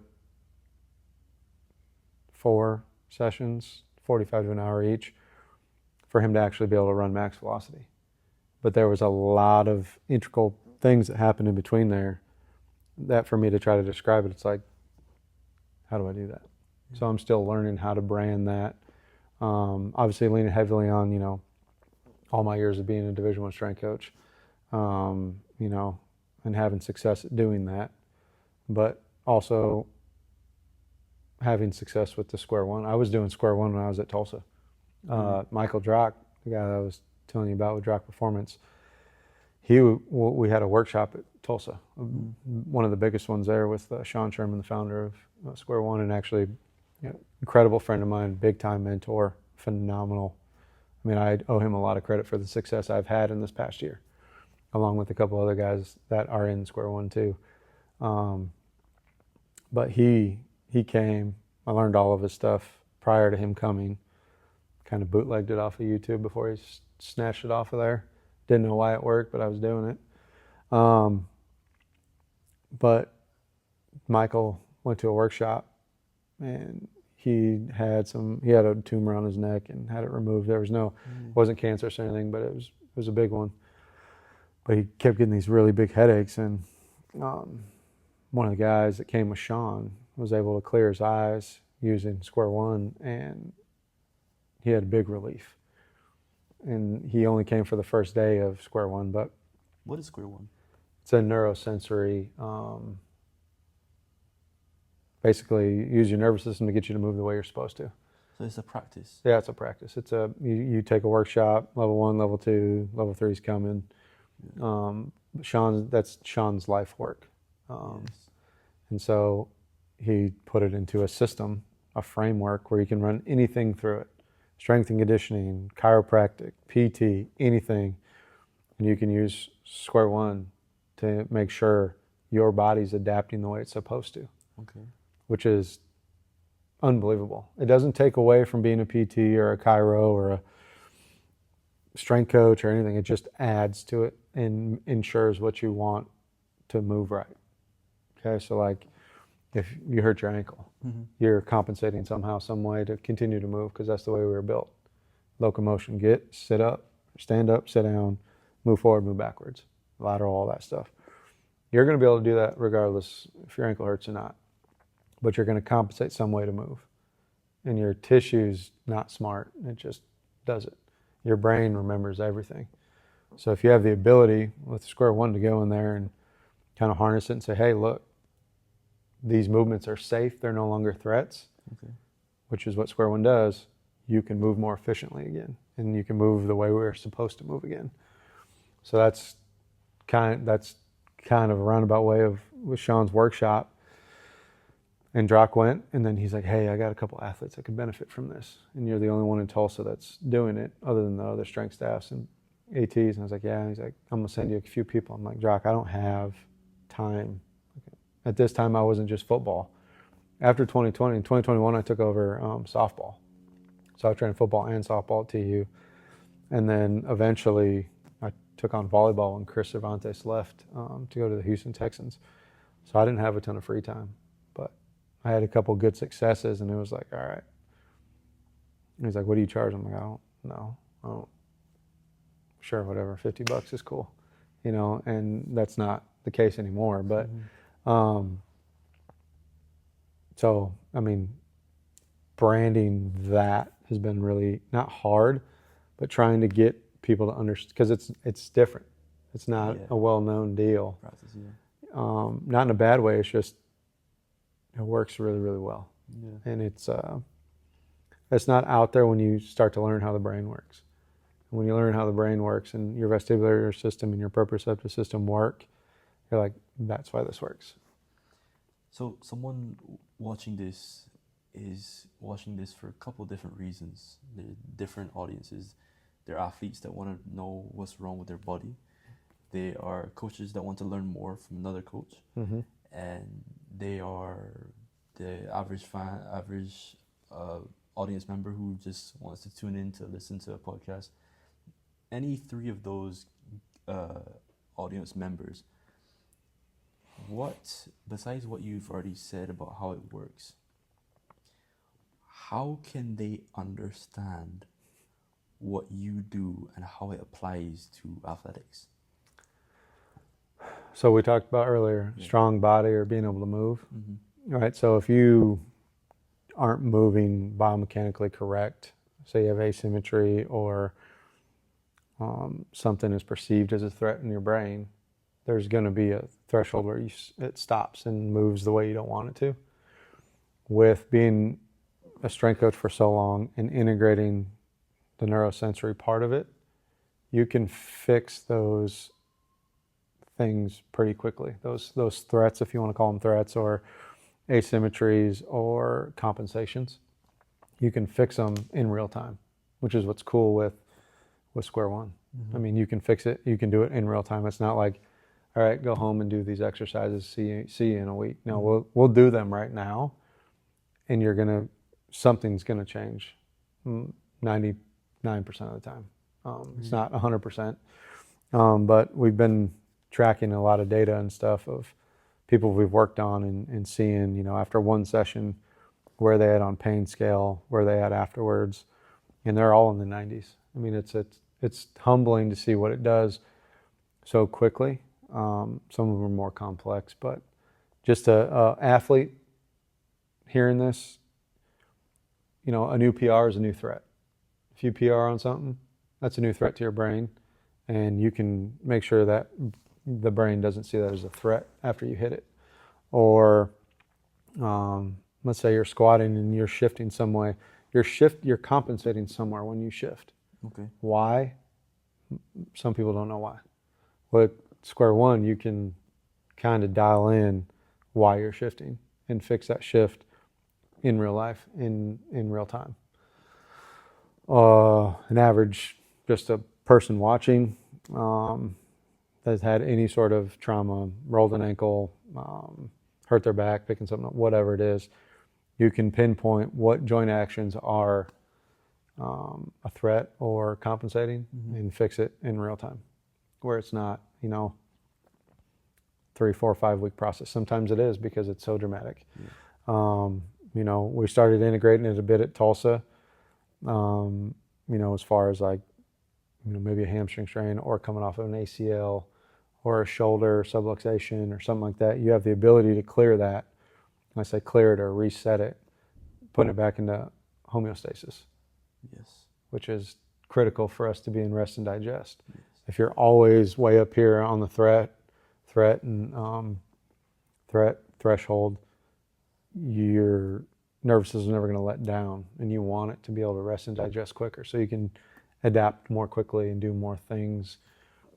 Just like, if you're running a beep test or shuttles or something, yeah. The person that recovers the quickest is going to go the longest. Yeah. Even the ones who do let's say an athlete that's performing at the highest level, but then there's others who you said recovering from stroke. Mm-hmm.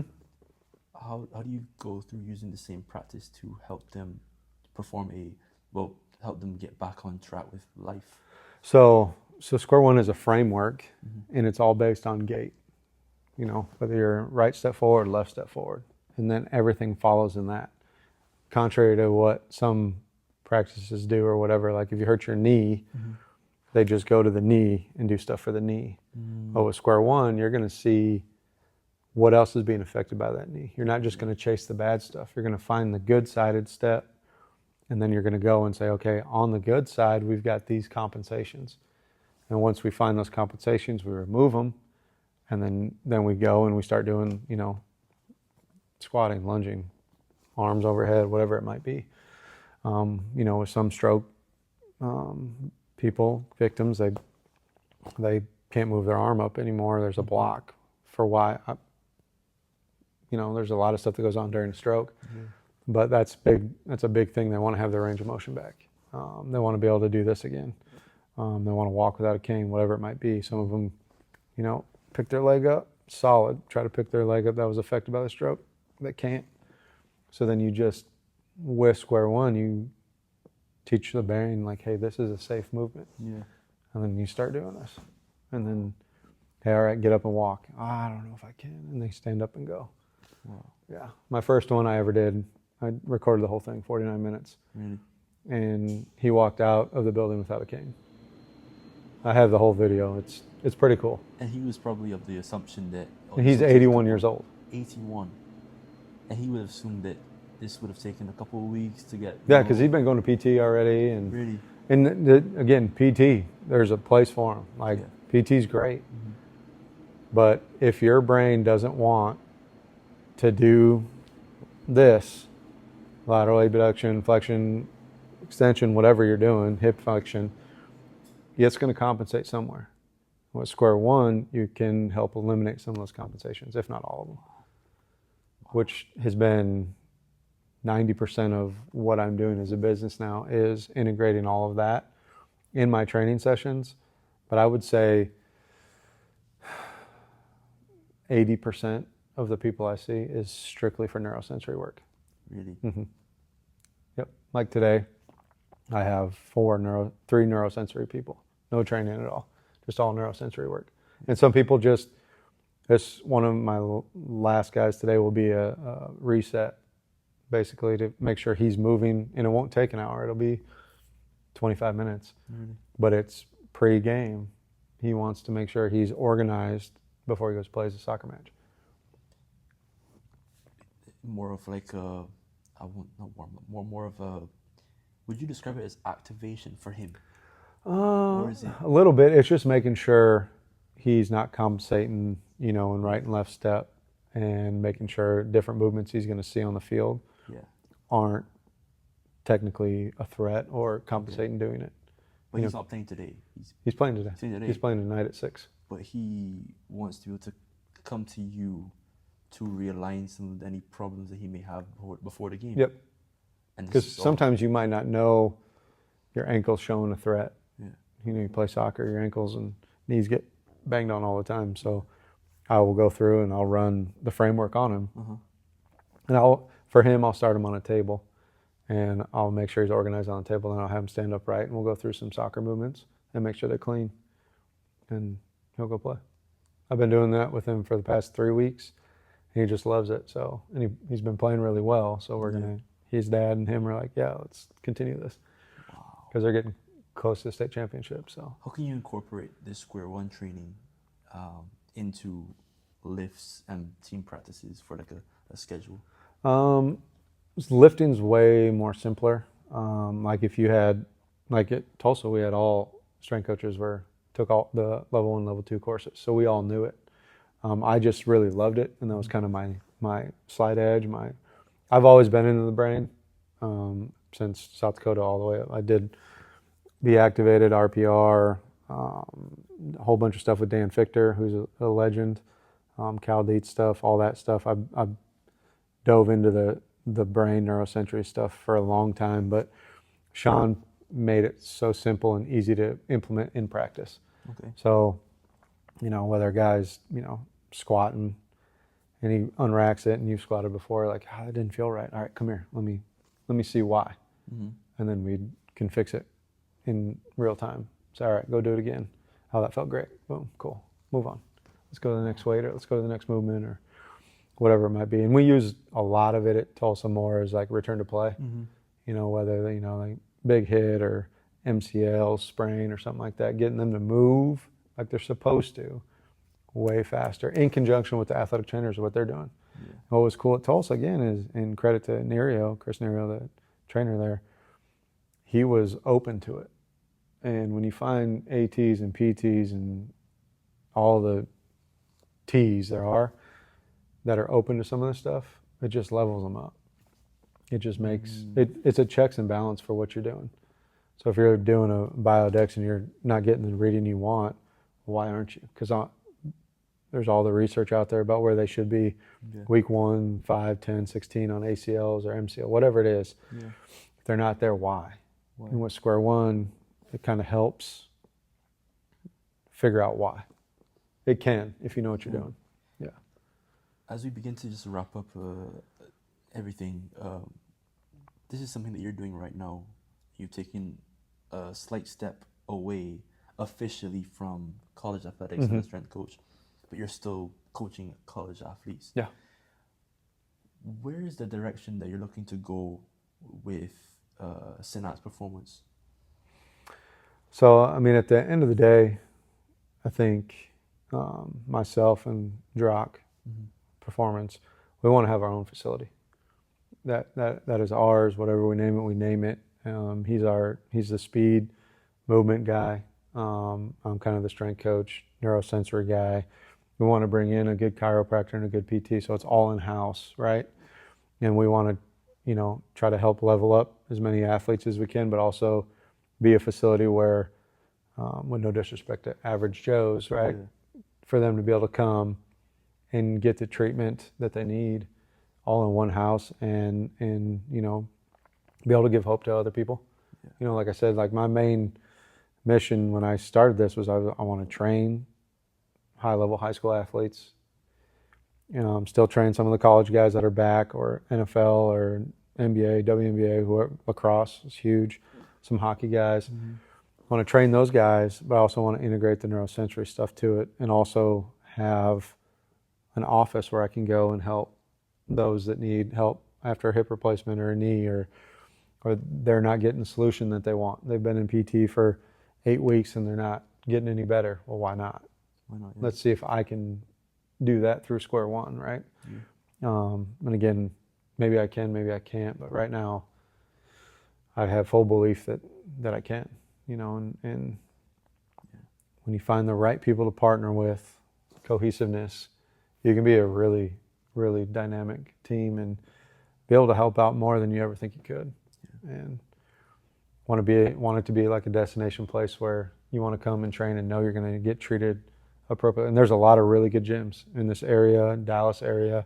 There's a lot of phenomenal gyms. Why can't we be one of them? And definitely.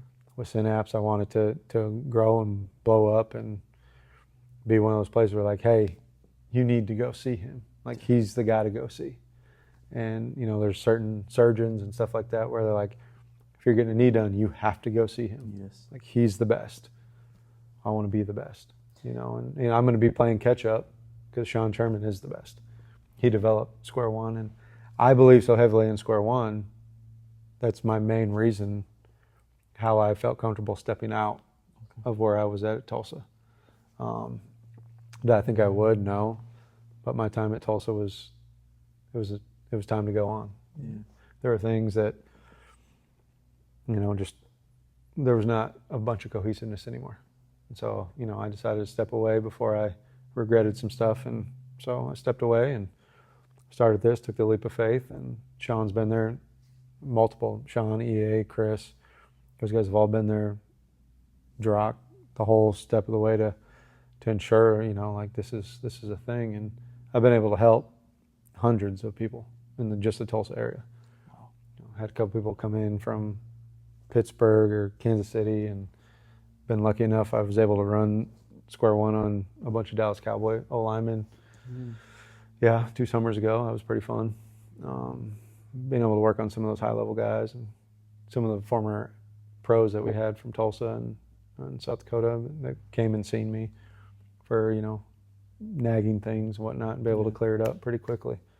So it's powerful. It's a very powerful system and framework that just works really well. And when you can, use your brain, which you were gifted, to understand, like, this stuff is safe again, you can start moving the way you're supposed to.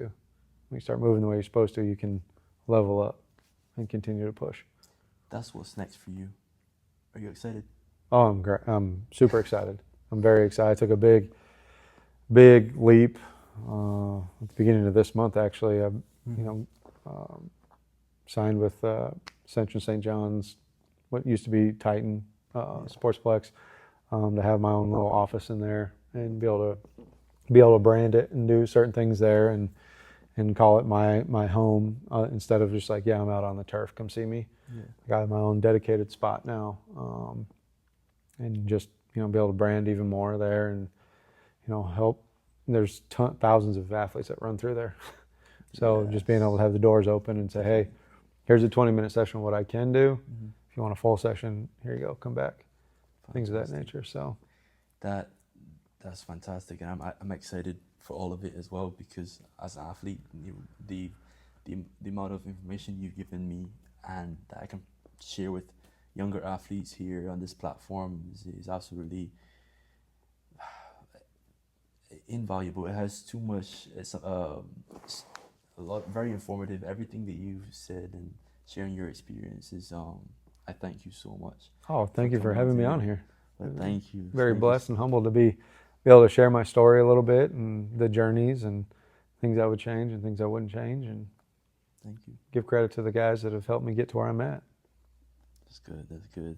Coach, that's it. That's all the questions I have for you. Awesome. Thank you, Cool. sir. Absolutely. That's it. They're all good.